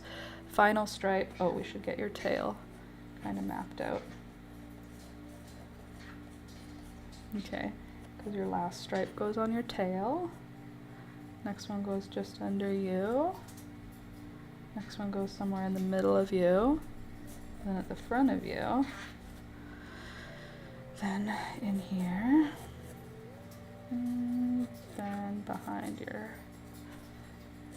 head.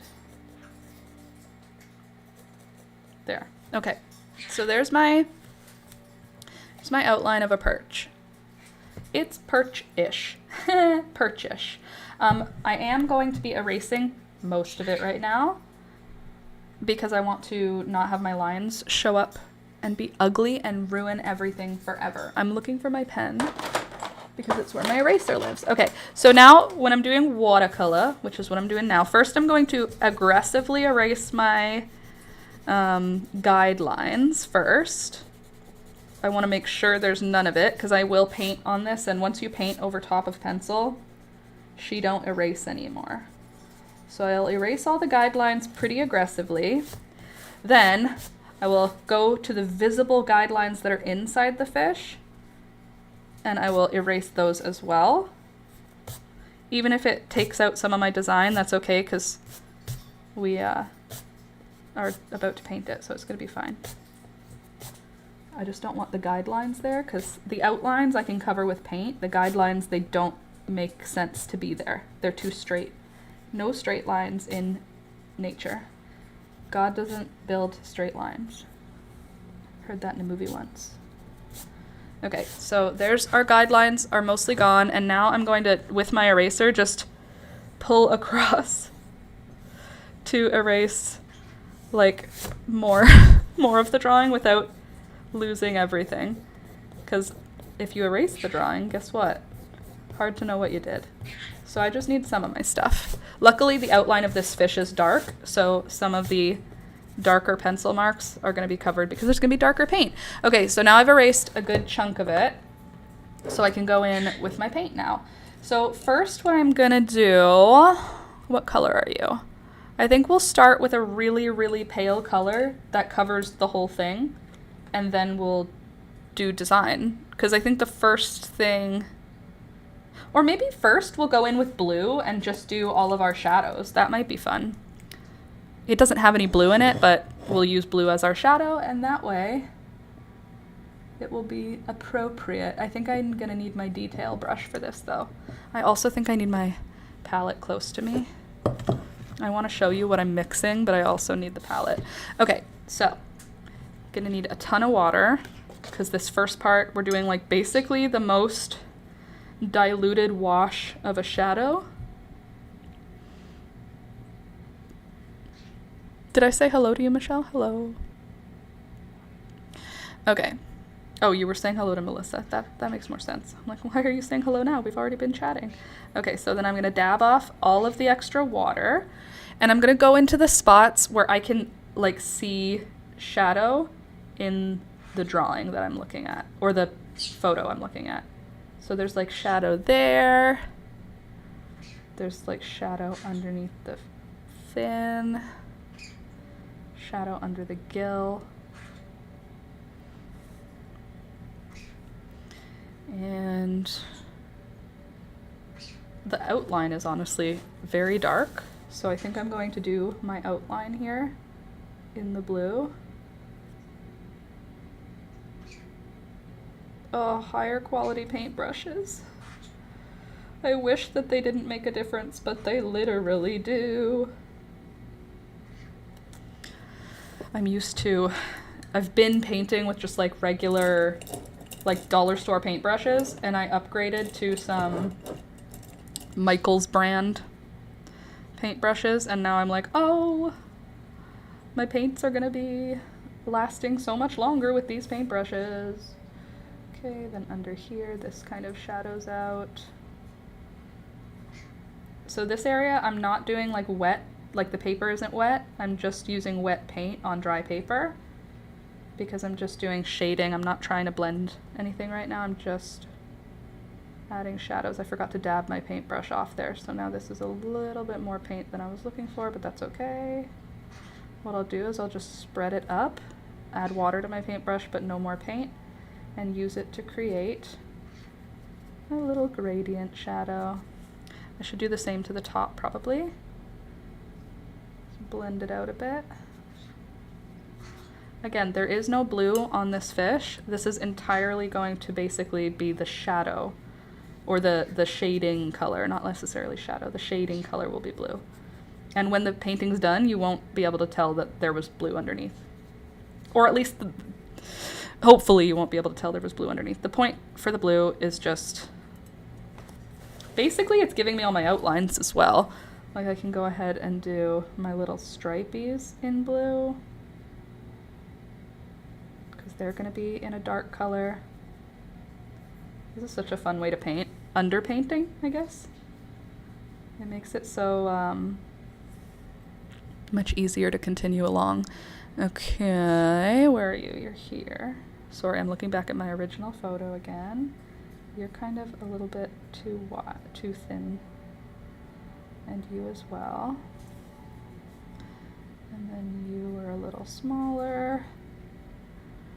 And you're basically a little round one.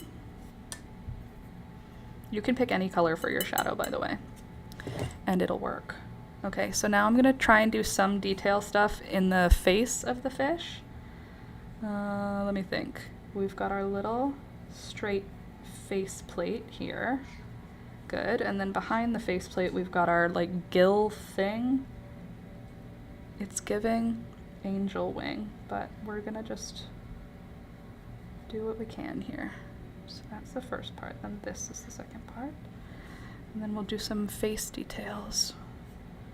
You go till here, you go till there, you come down from this spot, you're a triangle, and then you come down as well.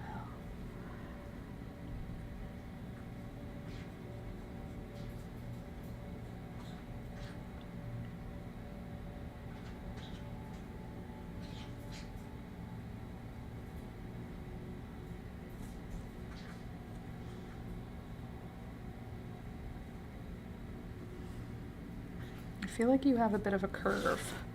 I feel like you're not quite straight lined. You're a bit more of a rounded bottom. There. There, that's better, isn't it? Gorge. All right, and now the top of your head also is quite dark around your nose, so we'll give you some shading there. And then you also are quite dark under the eye. And then the line above the eye. Your neck is dark. Okay. And then I'll do all of the lines that make up the spiky things.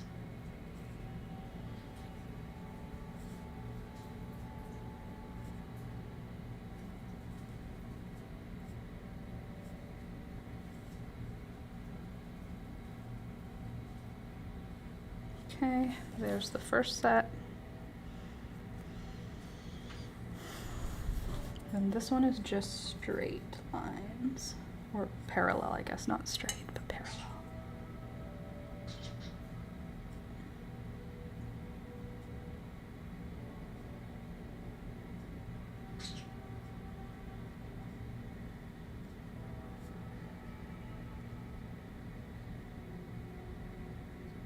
Okay, and then these ones also have a few dark lines, not as many. Okay. And then this underneath thingamabob down here.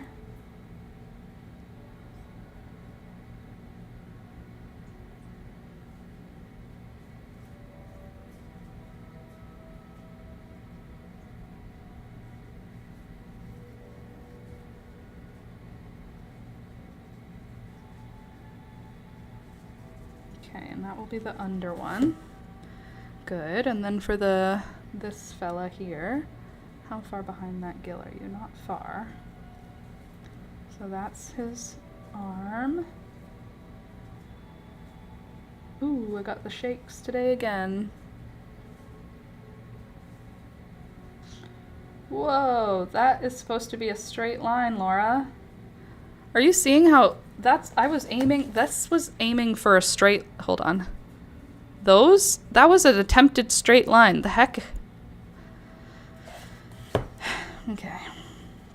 It's all right. Okay, and then after that, we've got this area that just sort of, that's the edge of our fish, and then there's a dark area here where the fin connects.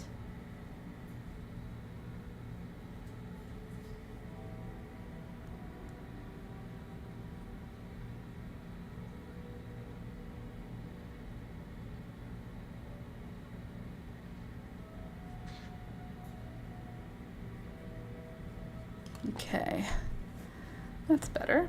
Okay, so now I've got way more like guide information to like continue with actual color, but I think what I want to do is I want to take some of my lightest color now, and I think I want to do some like highlight details. So I think I'm going to go in with yellow as my opposite, even though orange is the opposite of blue, but I like yellow and blue as opposites, so that's what I'll do. I'm gonna take yellow, I'm gonna dilute the heck out of it so that we don't end up with any like bright highlighter yellow on my page, because that is not the goal here.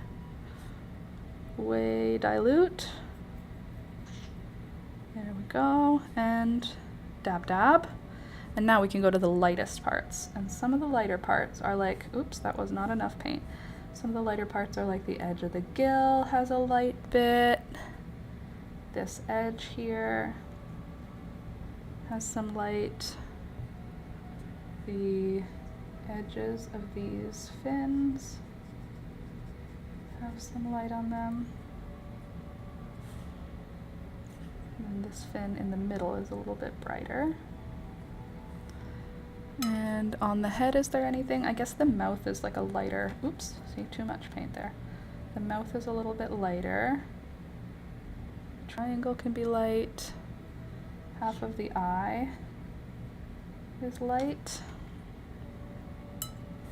These little pin bones, where I drew the dark lines, right next to them is actually a light part that I want to include. After we do all of this underpainting, then we go in with the actual color we want to paint with. And wait till you see how much it brings the painting to life to do this. Once I learned about this, I was like, you can make a painting that's like bad look okay by doing this, by underpainting. Like a painting that would have been bad, if you do underpainting, it looks way less bad. Okay, where else is there light? On the back tail, there is a bunch of light in the midsection.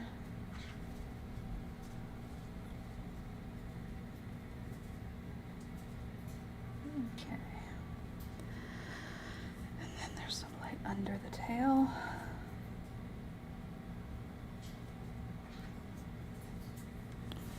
Okay, and then there's also light, but it's in the form of scales.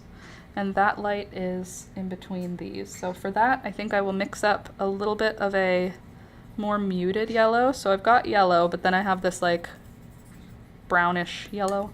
And I'll mix those two together, dilute the heck out of them, and then use that for the scales. And here's how I'll do it. I'll get it all mixed in, dab off all the excess water, And then I'm gonna go in and just do some dibbity dots, because once we do all of our dots in all the different colors, it'll look real cool, let me tell you. I think we can also even do the dots on the blue, because there are lighter colors in that thing. So actually I think we can just kind of pointillism the whole fish at this point. I think, yeah, pretty much. And the dots need to be like vertical lines, because scales kind of, when you're looking at them from a distance, look like vertical lines. Right, Pika? And what I like to do so that I don't end up making like a row by accident is I'll just do a bunch in one spot, pick up paint, and then go into another spot with it.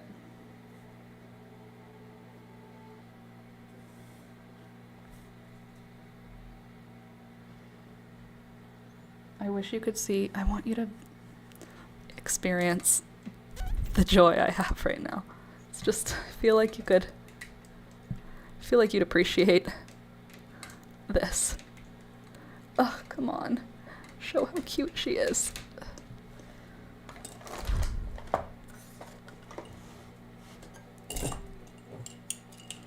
She's just lying here. You're gonna fall off the table if you do that, baby. Here, I'll do this so that you can see her and the painting. When I get closer to the face, I do the details a little bit more carefully. Like, I try to follow a direction with the scales, because when you look at a fish, it's like the first thing you do is you look at the face. So if the face looks really bad, then you'll notice that the painting is not very good. Whereas if the face looks okay, then you won't notice it.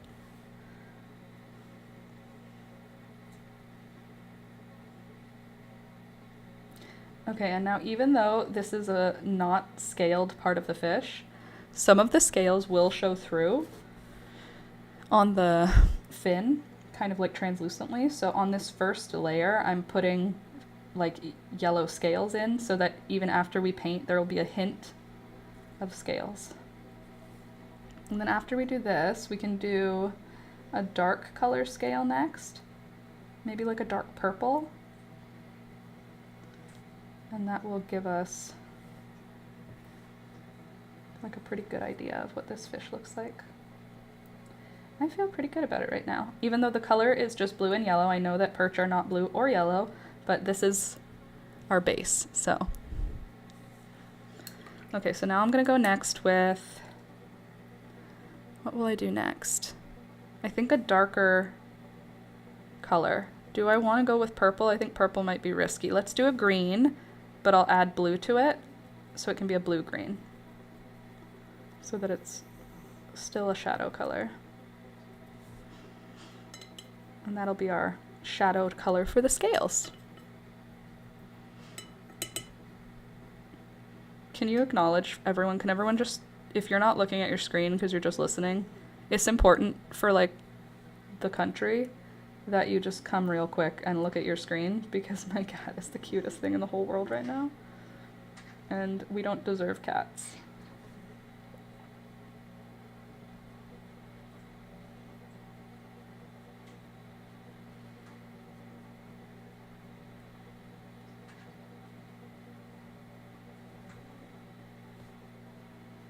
I mean, I know I don't deserve peekaboo. Where's Candace this morning?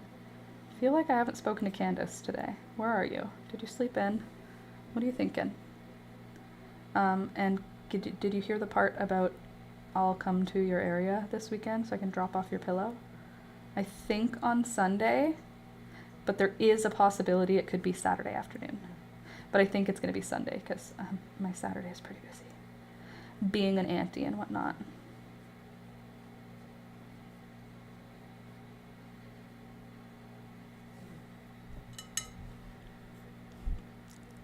I would kill for this cat. Do you understand?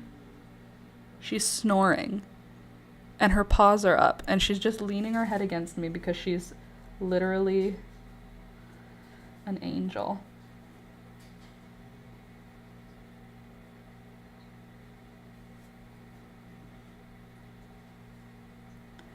All Alright, so this is going well. I think after this coat of scales, we should probably do some actual paint colors, like the colors the fish actually is, so that you can start to see that it is a perch, because right now it's just a fish, but once we get the colors together, you'll see.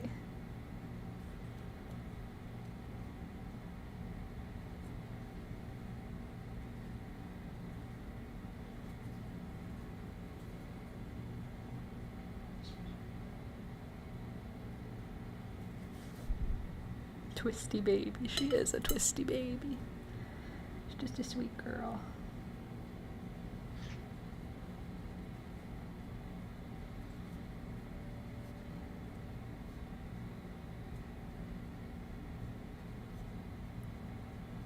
Okay. So I'm going to give this a second to dry, and while it's drying, I'm going to go ahead and do some details on the tail, which are basically just lines.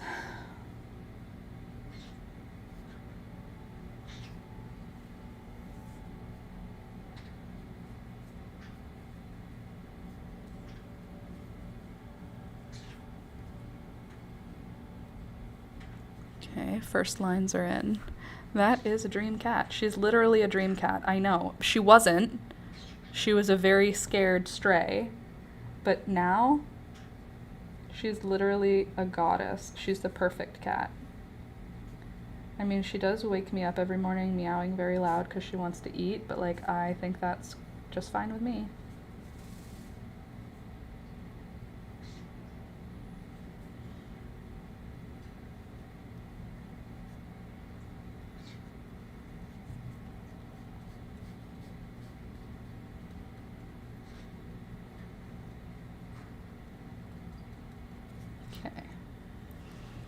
So there we go.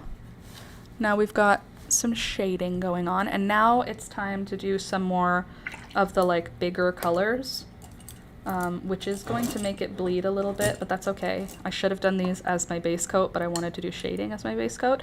Okay, so now perch are a little bit orange, a little bit yellow. So I'm going to make my orange first as a super diluted, muted tone, because I do not want to overdo how much orange I put in at this point. And then I'll just go to the middle of the fish, because that's kind of where the orange is. Maybe I'll go this way. And then I can just add just a whisper of orange in that middle section. I'm trying to keep not a ton of water because I don't want to make everything bleed. And then I'm just going to do some sort of dots. Try and make some sort of color happen. In the whole middle section of the fish. And his face has a little orange on it. Mostly it's brown. But orange and brown are the same thing, just different lightnesses. Light brown is orange. Dark orange is brown. I don't want to kiss. Okay, so there's our first bit.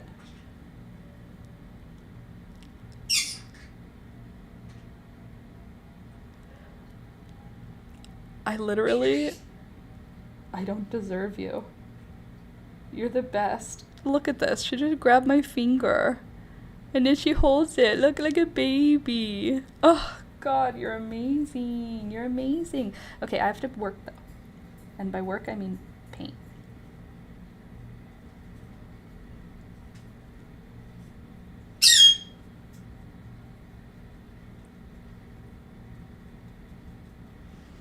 Okay, and then I feel like this bottom fin is also orange, but it's a more bright yellowy orange.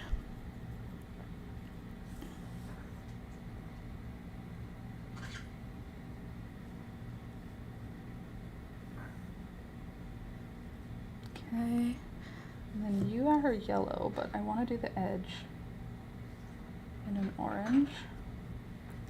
Beelzebub, don't knock that over. I can hear you.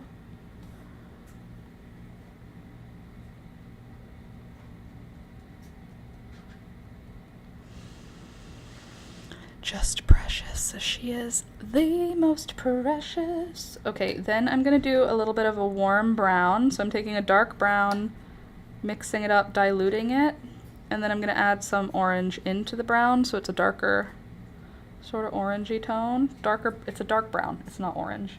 And I'm gonna use that to color in my little dark zones, trying not to make too much of a mess with the scales.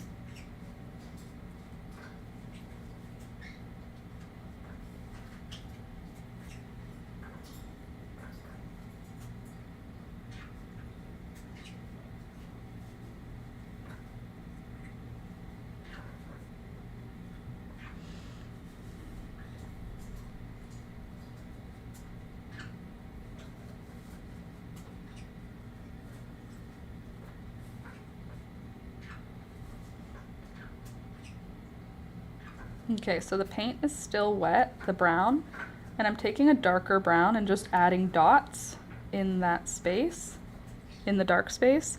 Beelzebub, I can hear you. Please don't do crimes. Oh, you're having a bath. That's fine. Sorry, I thought you were doing illegal. But no, a bath you're allowed to do. Okay. How does it end? It kind of like breaks off. It's not like sharp lines.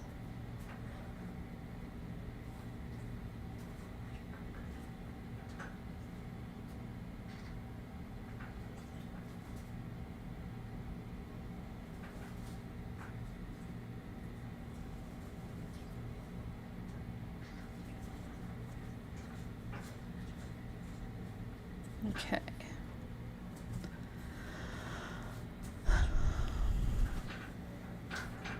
Now I need my detail brush back again.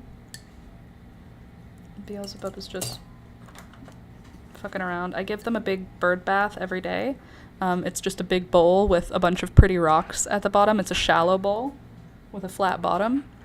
And I give it to the birds every day, and they play with the rocks and they take baths. Okay, I'm gonna make a kind of a maroon color. And I wanna do that for dark details as well. Or dark scales, I guess.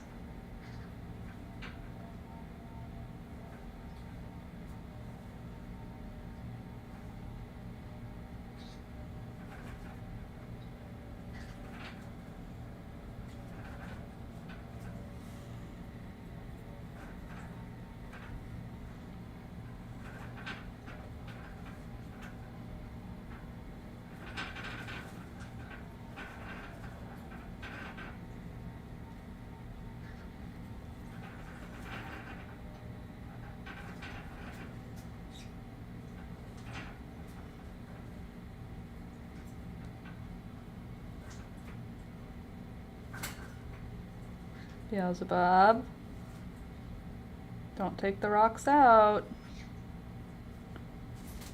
Thank you. Yeah, you had a bath? Oh, there's a wet bird over there if I ever saw one. Was that you, Beelzebub, or was that Gary? I thought it was Beelzebub. You know what's weird? The longer I have these birds, I can tell them apart, like, I don't have to look at them all the time. Like, it used to be that I had to look at them to see who's who, and now I really don't feel that that's something I have to do every time. I feel like I can just tell who's being silly because of who is always being silly. What sucks for Gary is that or I guess it sucks for Beelzebub. What sucks for Beelzebub is that she always gets blamed for everything because she's so much louder usually. So then when something crazy happens, I assume it's her, and sometimes I'll find out, nope, it was Gary.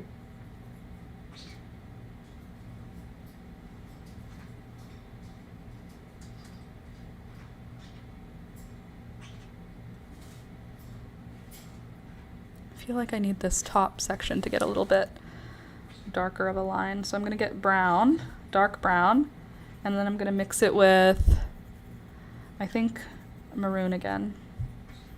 So it'll be a darker maroon. This time I haven't diluted it quite so much. It's still diluted because it's water, but then I'm gonna take that and do my top outline with it. And we could try and blend it down after. I say try because this is not wet enough for blending, it's just wet enough for outlining. That's all right.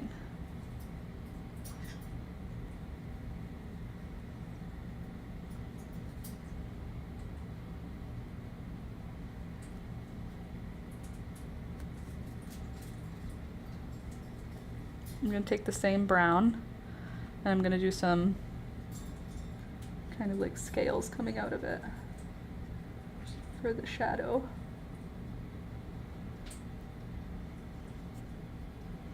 Hopefully that'll work.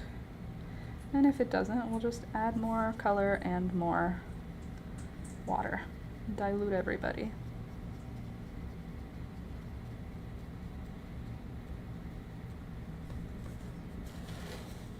Just want to give you a kitty kiss from Miss Kitty.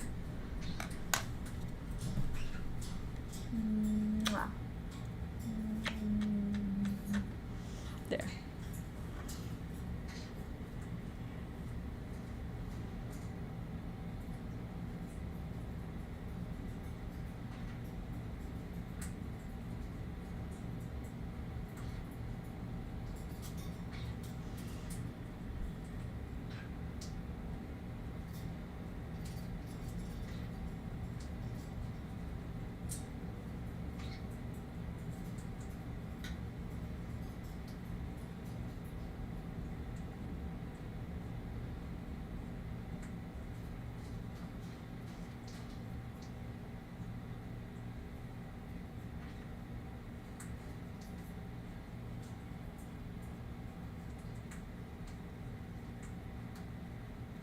Okay.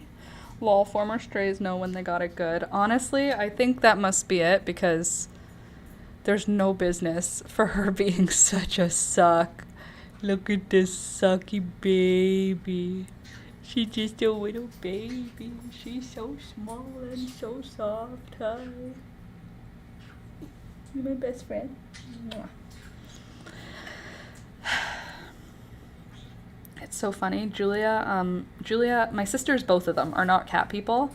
Like, they think cats are cute in pictures, but they would never have a pet cat. And Julia, every time she sees the live stream, she's like, Peekaboo is such a cute animal. She really turns it on for the camera. She seriously does. Because she's sweet all day, but she's not like this all day. And Julia said she thinks it's because I'm talking, so she comes and hangs out with me because I'm chatting. Because she always hangs out when Alex and I are talking to each other, so maybe she's just like, oh, we're all hanging out? Okay.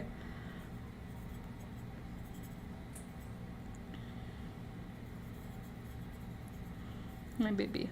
I love you. I love you. I love you. I love you. Okay, so now in a few spots, I'm going to do scales that actually like overlap the way they're supposed to. Just so that there's a few areas where you'll see that the thing that scales do, as opposed to just this sort of vague idea of scales.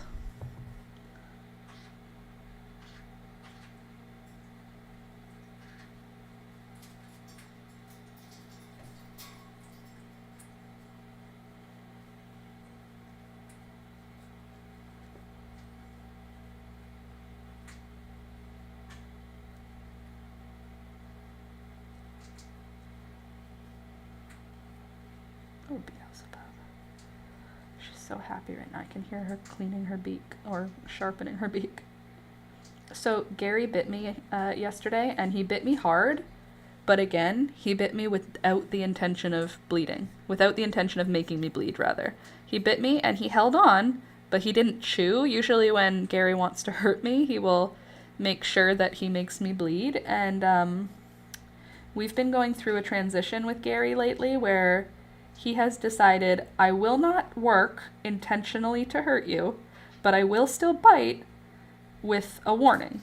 Whereas before, anytime I interacted with him, the bite was with the intention to cause harm, like he was scared, so he was biting hard. Whereas now he bites because he just doesn't like it, which is totally okay. He's allowed to have opinions. He doesn't get to choose what happens because he's a bird and I'm a human. So if he needs his nails clipped, it's going to happen to him and he's not going to like it, but he is less likely to bite me like he's trying to injure me, which it's all I can really ask for with a conure. I'm not expecting him to turn into a completely different bird like Peekaboo did as a completely different cat, but we've had them for years now, and Gary's been very slow to warm up, so maybe over time he will become like an actual social bird, but I am totally happy with him just not being a bird that actively tries to hurt me. I don't need you to be like... Sorry, Peekaboo decided to go lie down where Alex... so she can look at him. Wait, actually, stay here for a sec. Don't move, Alex. Look at Peekaboo. She lied down over there so you'd pet her. Can you pet her? How do you know?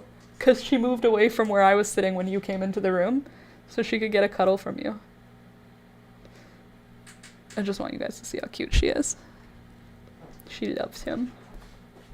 Oh, she's so sweet. All right, back to our perch. Right. Bring you this way. Bring me this way. And you over here. Do you like my perch? Yes. It's gonna look like that, hopefully. Eventually. Crossing her little paws so gracefully. She is a queen. She just happens to be slightly morbidly obese and also looks like she just came in off the street. She had a bath. I brushed her out. I blow dried her. She literally looks greasy and scraggly still. Okay, I'm going to take a little bit more of an opaque orange now. I'm going to use that to do some scales. We're giving the impression of a, what's it called? How long will they live, the birds? I feel like, depending on when I look this up, I've had different results come up. How long do domestically bred green cheek conures live? 20 to 30 years when they are provided perfect care, a balanced diet, and a stimulating environment. When they are, while they are often cited to live 10 to 15 years due to common care, neglect, accidents. A healthy bird could exceed 25 years. A high-quality pellet-based diet, fruits and vegetables, we do that. A seed-only diet is a major cause of early death. Well, we don't do that. Green cheeks, let's see. Green cheeks have been seen to live up to 40 years old. But I guess that's probably in like bird sanctuary situations where they have like a group and free-flying like outdoor space. Let's see why the range varies. Typically, okay. How can I tell if my conure is dying? Extreme tiredness and weakness makes sense. How do I tell if my conure is happy?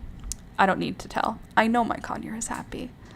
What causes sudden death in conures? An airborne toxin. Anything with a strong scent or fumes can be deadly, including air fresheners. And they could just drop.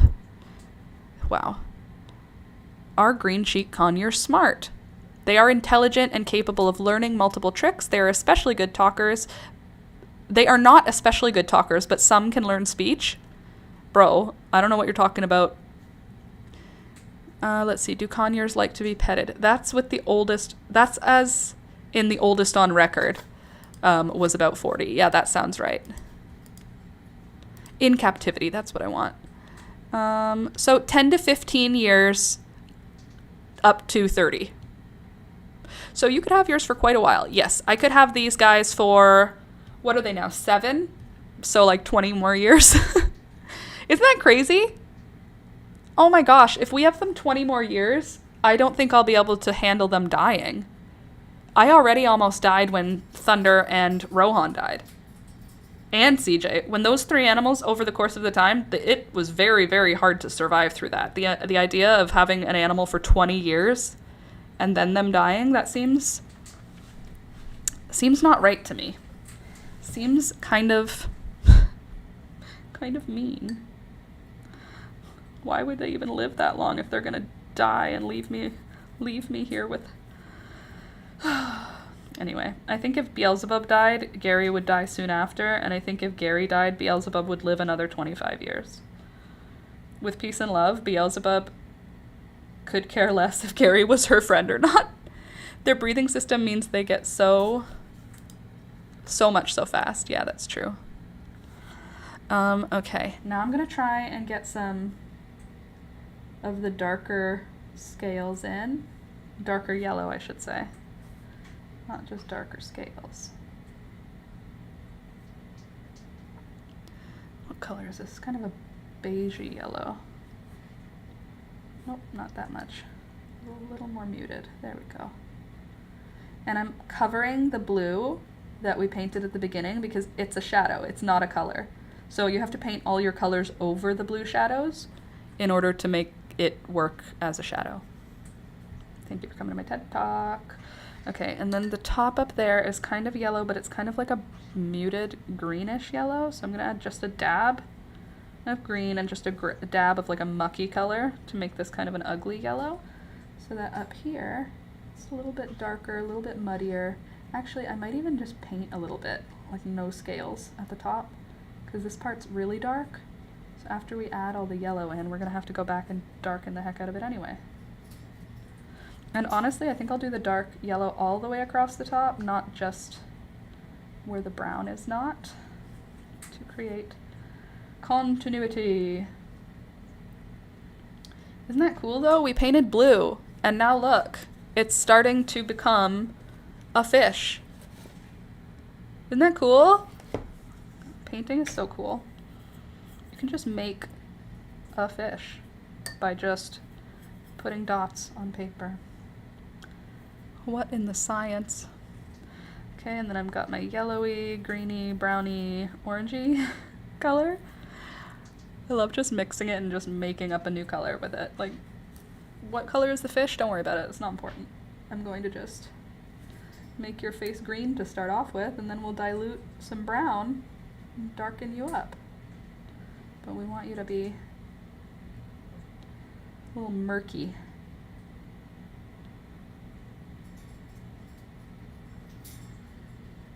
Little murky perch. There you go. A little bit of a darker face on ya. And then we'll give you a little bit of a warm brown to work that green into a more reasonable color. That looks so good already. Thank you. I am doing what I can. How about your gill area? I feel like this sort of faceplate is yellow. I don't even know if that's what it's called. I call it a faceplate, this spot. And then the gill area is all this stuff, and that needs a darker outline. That might be a bit too dark, but we'll see. You are like this. And all that is dark behind it. And all that is dark behind it here. No problemo. And I'll just blend the brown out.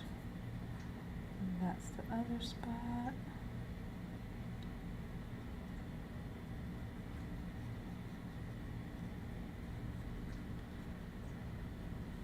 What about their eyes? What do your eyes want to look like? Are they yellow? They're kind of just gray, which is stupid. And I don't appreciate it, but you know what? I'm not the boss of the fish world. I can only do what I can do. So we're going to give you these greenish gray eyeballs to start. And we'll go back in and do some work on them. But yet, for those years, you gave them all the love and they gave it back. Yeah, as if that helps me when they die. I mean, I guess it does, but it doesn't. I still miss Thunder literally all the time. Like, all the time. Like, now that I've said his name, I am missing him actively. He was the best. Also, I was going through my photos yesterday to find a picture of a straw flower so that I could use it as my inspiration to paint from. And there are so many pictures of my beautiful Thunder. And I can just get lost going through all of them.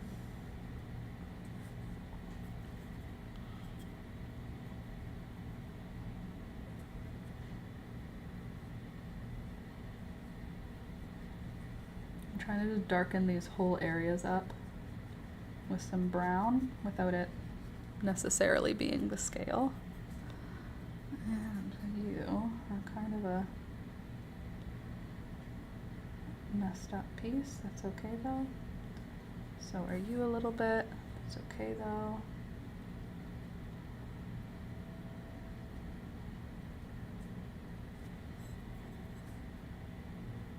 Okay, so these sections are kind of like the wide point of the scale. So I'm not doing them in the shape of the other scales. I'm just doing them like dots of paint. Because the wide area of the scale is kind of like a diamond or something. So it's not exactly right.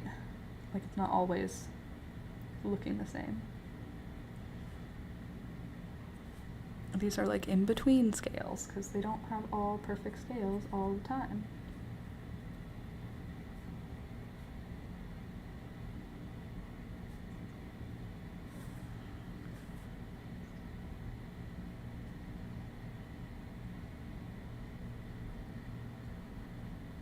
Where's the darkness under here? Under here. That's all dark brown. And I can blend her up into the faceplate scales. Okay, and then the underside is kind of a pale color, but I've already sort of screwed it up. So we're gonna go from the nose, which goes like this. Then we have the top lip, which comes out into our little triangle thing. That thing, which connects to the top lip.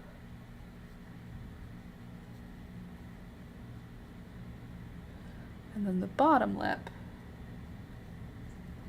is the one that goes all the way down to there. Good. Okay. Then I'm going to just do dots on the snout in brown as our first color. Leave the lip alone. It can just be pretty much blank. Good. Now what's underneath here? We've got yellow under there. Underneath the gill area is like a diluted yellow, but it's like a golden sort of browny yellow down here and down here. So it kind of goes like that. Sort of a space. Cool. And then the same orangey tone is what I like for this section.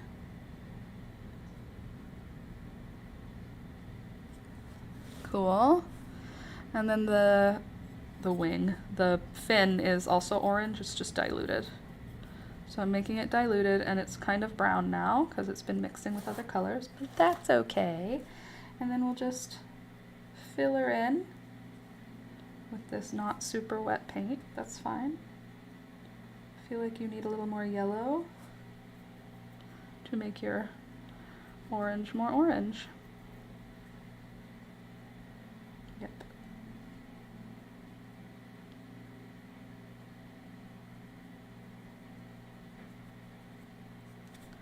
And then it goes to a more pale yellow. And then it goes into a really nice orange. So I'm going to make a whole new orange for that.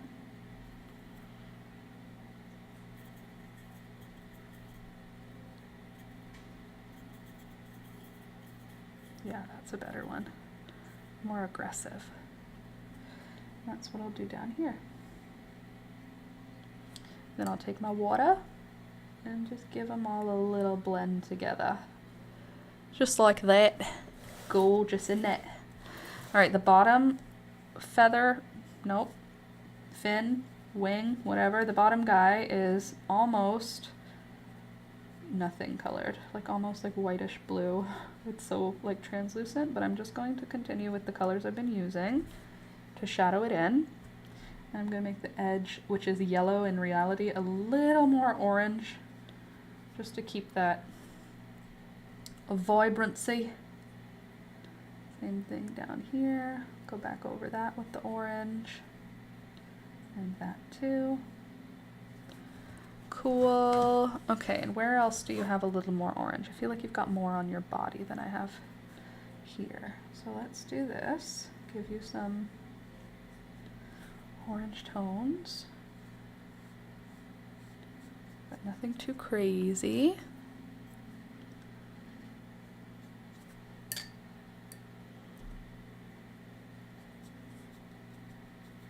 Okay, there we go. Looking good. And then I'm going to go back to yellow. I'm going to try to, if I can dilute some of this, mixing it with the orange to make it a little bit more of a dark yellow or light orange, depending on what you want it to be called. And I'll do that for these back sections, so that the whole thing isn't quite harshly orange, because they're a little bit more yellowy in some spots. And then I'm going to take that yellow, and underneath the orange, I'm going to use the yellow to blend it down to the tummy, so we don't end up with these like bright orange lines on a otherwise not orange fish.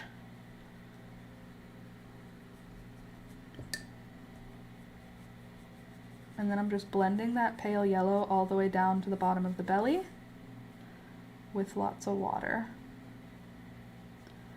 And I'm blending it over top of the blue so that the blue comes out as a shadow and not as an accidental color on my fish. Same with you down here, lighten you up. Okay, getting somewhere. It's looking more perchy than it did before, I tell you what. Now the upper, what is that fin called? The dorsal fin? That one's kind of a dark, sort of a slate gray. So I'm gonna take blue and brown, because that's what you do to make black. But I also want to add green because I want it to be greenier, a greenier black. And a little bit more brown. Some yellows getting mixed in. That's fine. So there's my color, that is my black. I'll dab off the excess, and then I'm going to go in here and start filling in. So I'm doing these dark gray lines on top of my blue ones,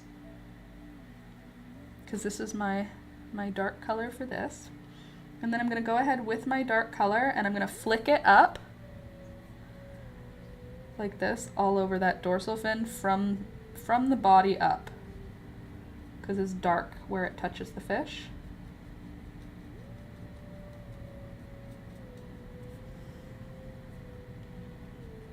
It's like really dark where it hits the fish, so I kind of want it to almost blend away everything and just make a dark, shadowy sort of color down here.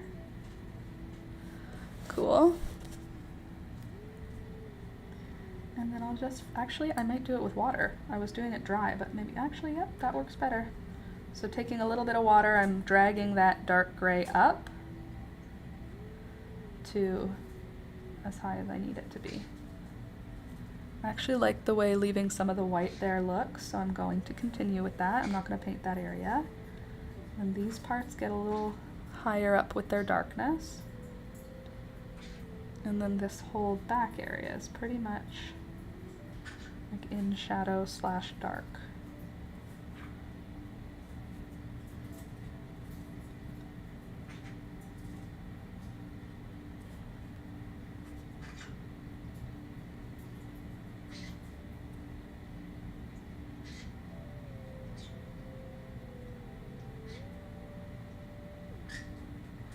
You're already out and he's sleeping. Gary was like, oh, you like it when I tell you that he needs to go out? I understand the assignment. And I'm like, I don't think you do, Gary. I really don't think you understand the assignment. The assignment is to let me know when Toby needs to go out, not just to say out to get treats. Okay. What was that noise? I haven't heard that one before, Gary. You come here, Beelzebub. Tell me what to do.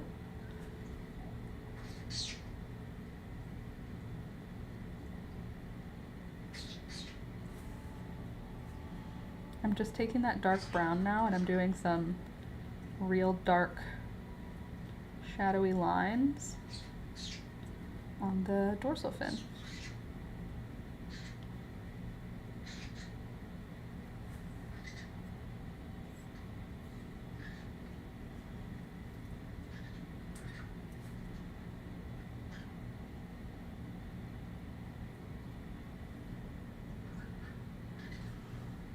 Nice. Gotta go. Can't wait to see the finished fish. See you Monday. Have a good weekend. You too, Michelle. Have a great rest of your week. And have a great rest of your week. And have a good weekend. Okay, the back dorsal fin is kind of honestly like green, but it's not green because this fish is not a green fish, but it's like if gray was green. So I'm just gonna go ahead and leave some white on it for highlight vibes. But I'm gonna color in most of it with this greenish gray I have. And we will do some lines on them after this layer dries. I don't know why it would be this color, but that's the color it is, so that's what we're gonna go with. And that's actually the same color as the tail, like a translucent sort of murky green. And I'm just gonna go with that being diluted all over my little fishy tail.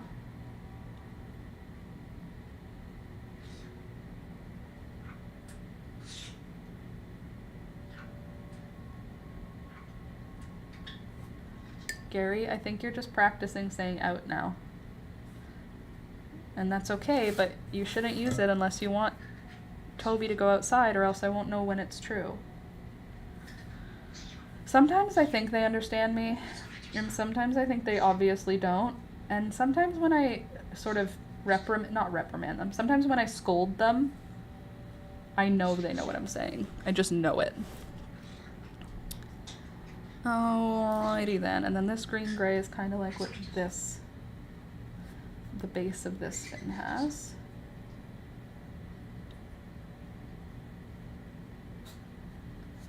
Very nice. A little more down on the connector. Good bird. And this one kind of has some of that in here.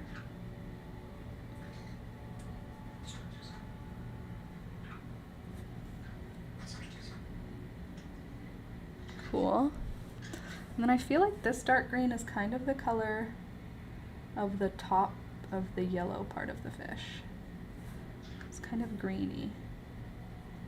It's green gray, but it's green mixed with gray mixed with yellow for the top of the fish. Like that. I'm looking at a picture of a perch. So this is not going to be accurate. It's me doing the best I can with what I think I'm looking at, but I still think it's giving perch. But do you see how the blue has turned from being one of the colors that we used to actually being the shadow? Isn't that neat? Like, yeah, there's still blue on the face we have to deal with, but all the blue of the body has virtually disappeared for the rest of the colors. Isn't that so cool? I think it's so cool. Okay, so now we need to do a even darker brown for the stripes. And I'm gonna mix my dark brown with orange just to calm down how dark it is, because we don't want it to be like, it's not black. I'm just going for a dark. So, actually, do I want to actually darken the whole line down? Maybe I'll just do it a bit like this. Like do some blendies just to bring that color down. I want it to be darker. Hey, Beelzebub. Or Gary.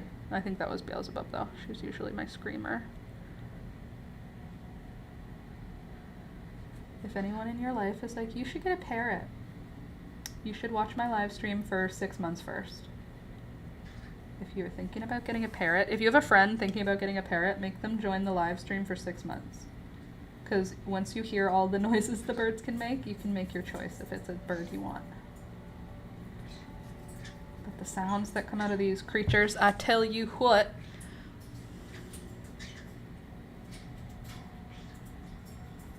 It's a loud one.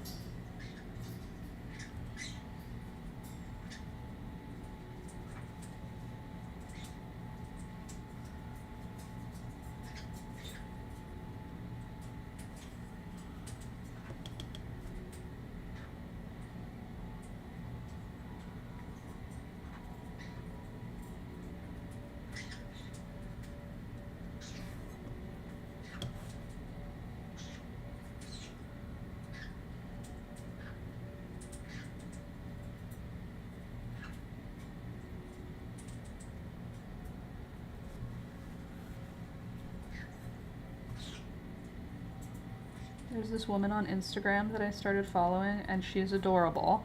And she paints every day, and she does watercolor, and she does insects a lot. I don't know if that's the only thing she does, it's just the last few things I've seen have been insects. And she is so amazing at watercolor, and the way she does it, like she makes like photorealistic insects with watercolor.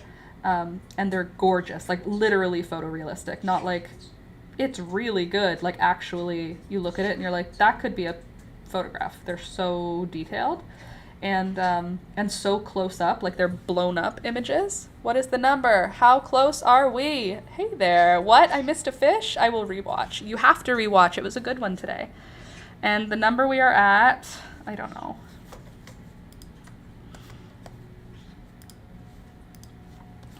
Pray for me. How many are we at? We are at 9,902. We need 98 more people. 999. Nope. 99902. That's our number.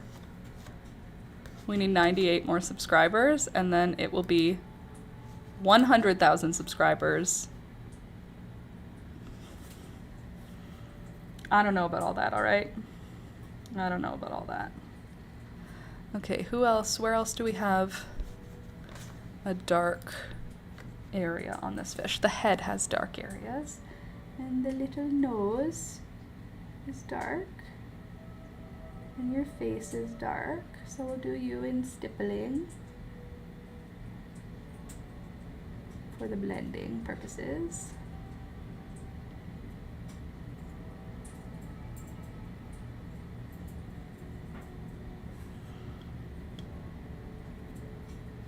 Congrats, you're a real live YouTuber. Nope, not yet. Alex says that every time when I say, like, I'm almost a real live YouTuber, Alex. He's like, you are a real live YouTuber, and I say, not yet. I think that's one of the reasons why I was a little bit feeling weird yesterday. I can't say it's depressed because it's just for a day, so it's not depression, but like it feels like it feels when I get depressed. At least all day yesterday it did. And I think it could be because I'm thinking about, like, oh god, do I have to do different? Do I have to be a different YouTuber when that happens? What do I have to do? What do I have to do that's different than what I'm doing now? Because let me tell you, that is something that's given me a little bit of angst.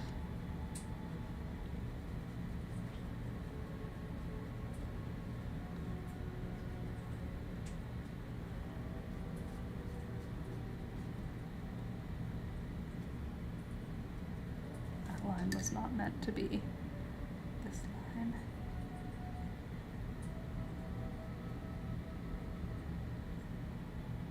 Okay.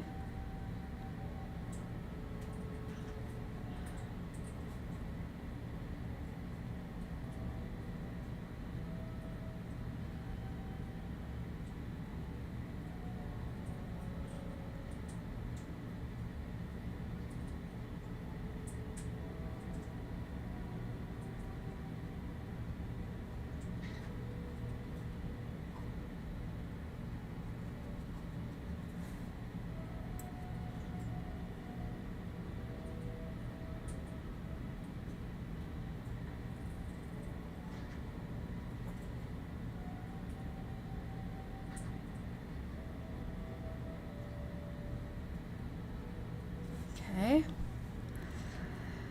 Getting some gill stuff happening. It literally looks like Christmas. There's like 3 inches of snow on the ground, and there was no snow on the ground when we started streaming this morning. Okay, and then you have some good dark lines.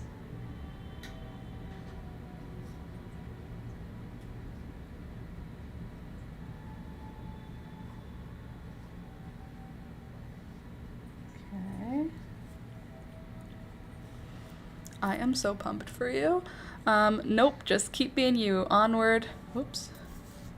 Now onward to the $1 million or 1 million subscriber. LOL. Let's get to 100,000 first. Let's just relax and get to 100,000 first.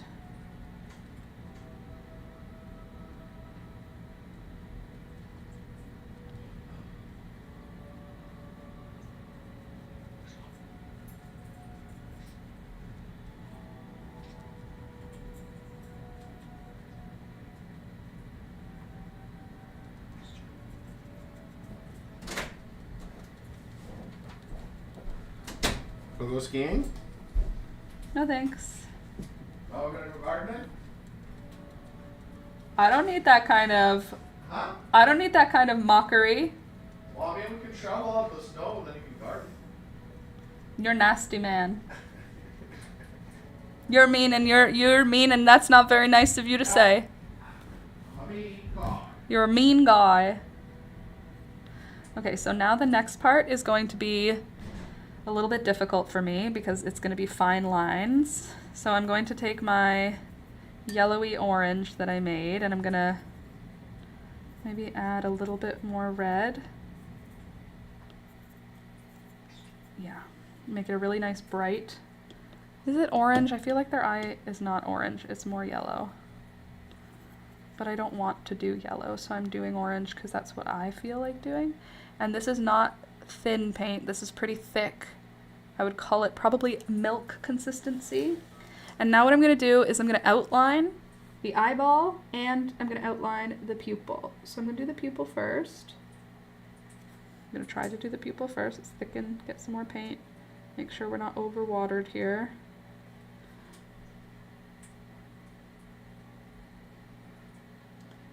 So this is the outline of the pupil, but if I do the pupil first, I won't be able to add the yellow. So I have to do the yellow first, even Is your though... sister coming?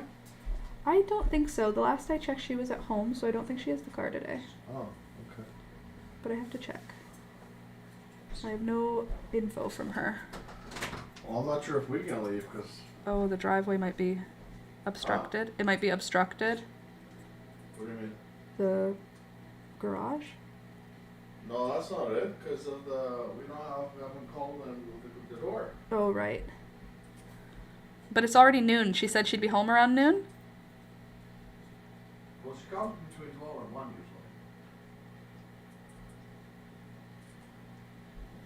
usually. Based on not paying attention. Right.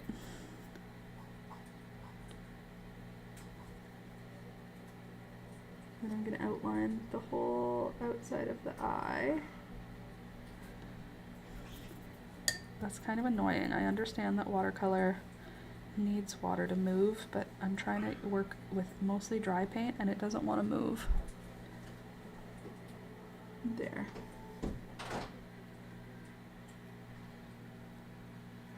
Sorry, fine line work stresses me out because due to the shaky hands. Okay, outline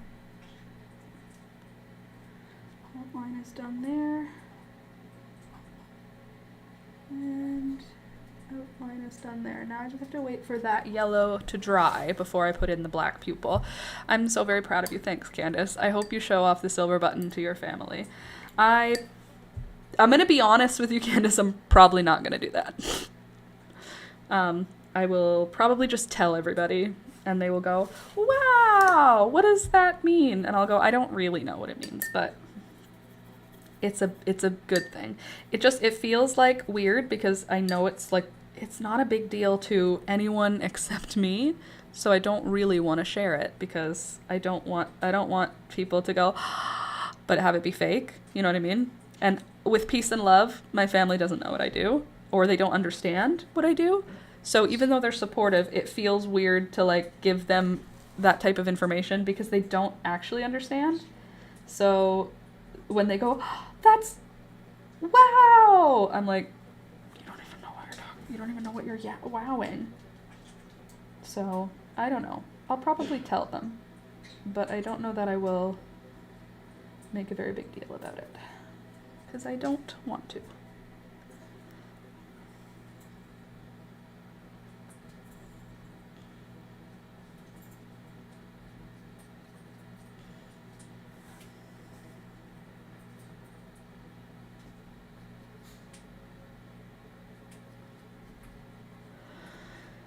go.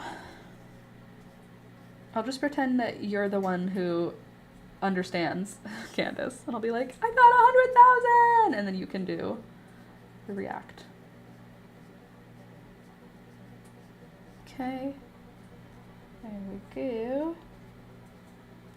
I wish that we could have hit 100,000 today or this weekend, because I do get to see my whole family this weekend, and that would be pretty cool to have that to say this weekend, but I don't think it's gonna happen this weekend. A few more days. We'll see if it's happened by Monday. I don't think Monday, maybe next weekend. I feel stressed. Putting a date on it and being like, I'm gonna hit 100,000 subscribers, bye. Because then when it doesn't happen, I feel bad and stressed.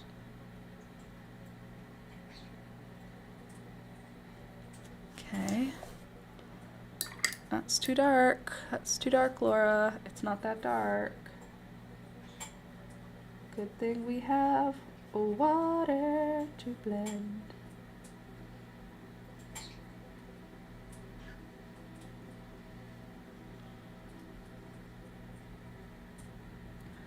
All I wanted was you.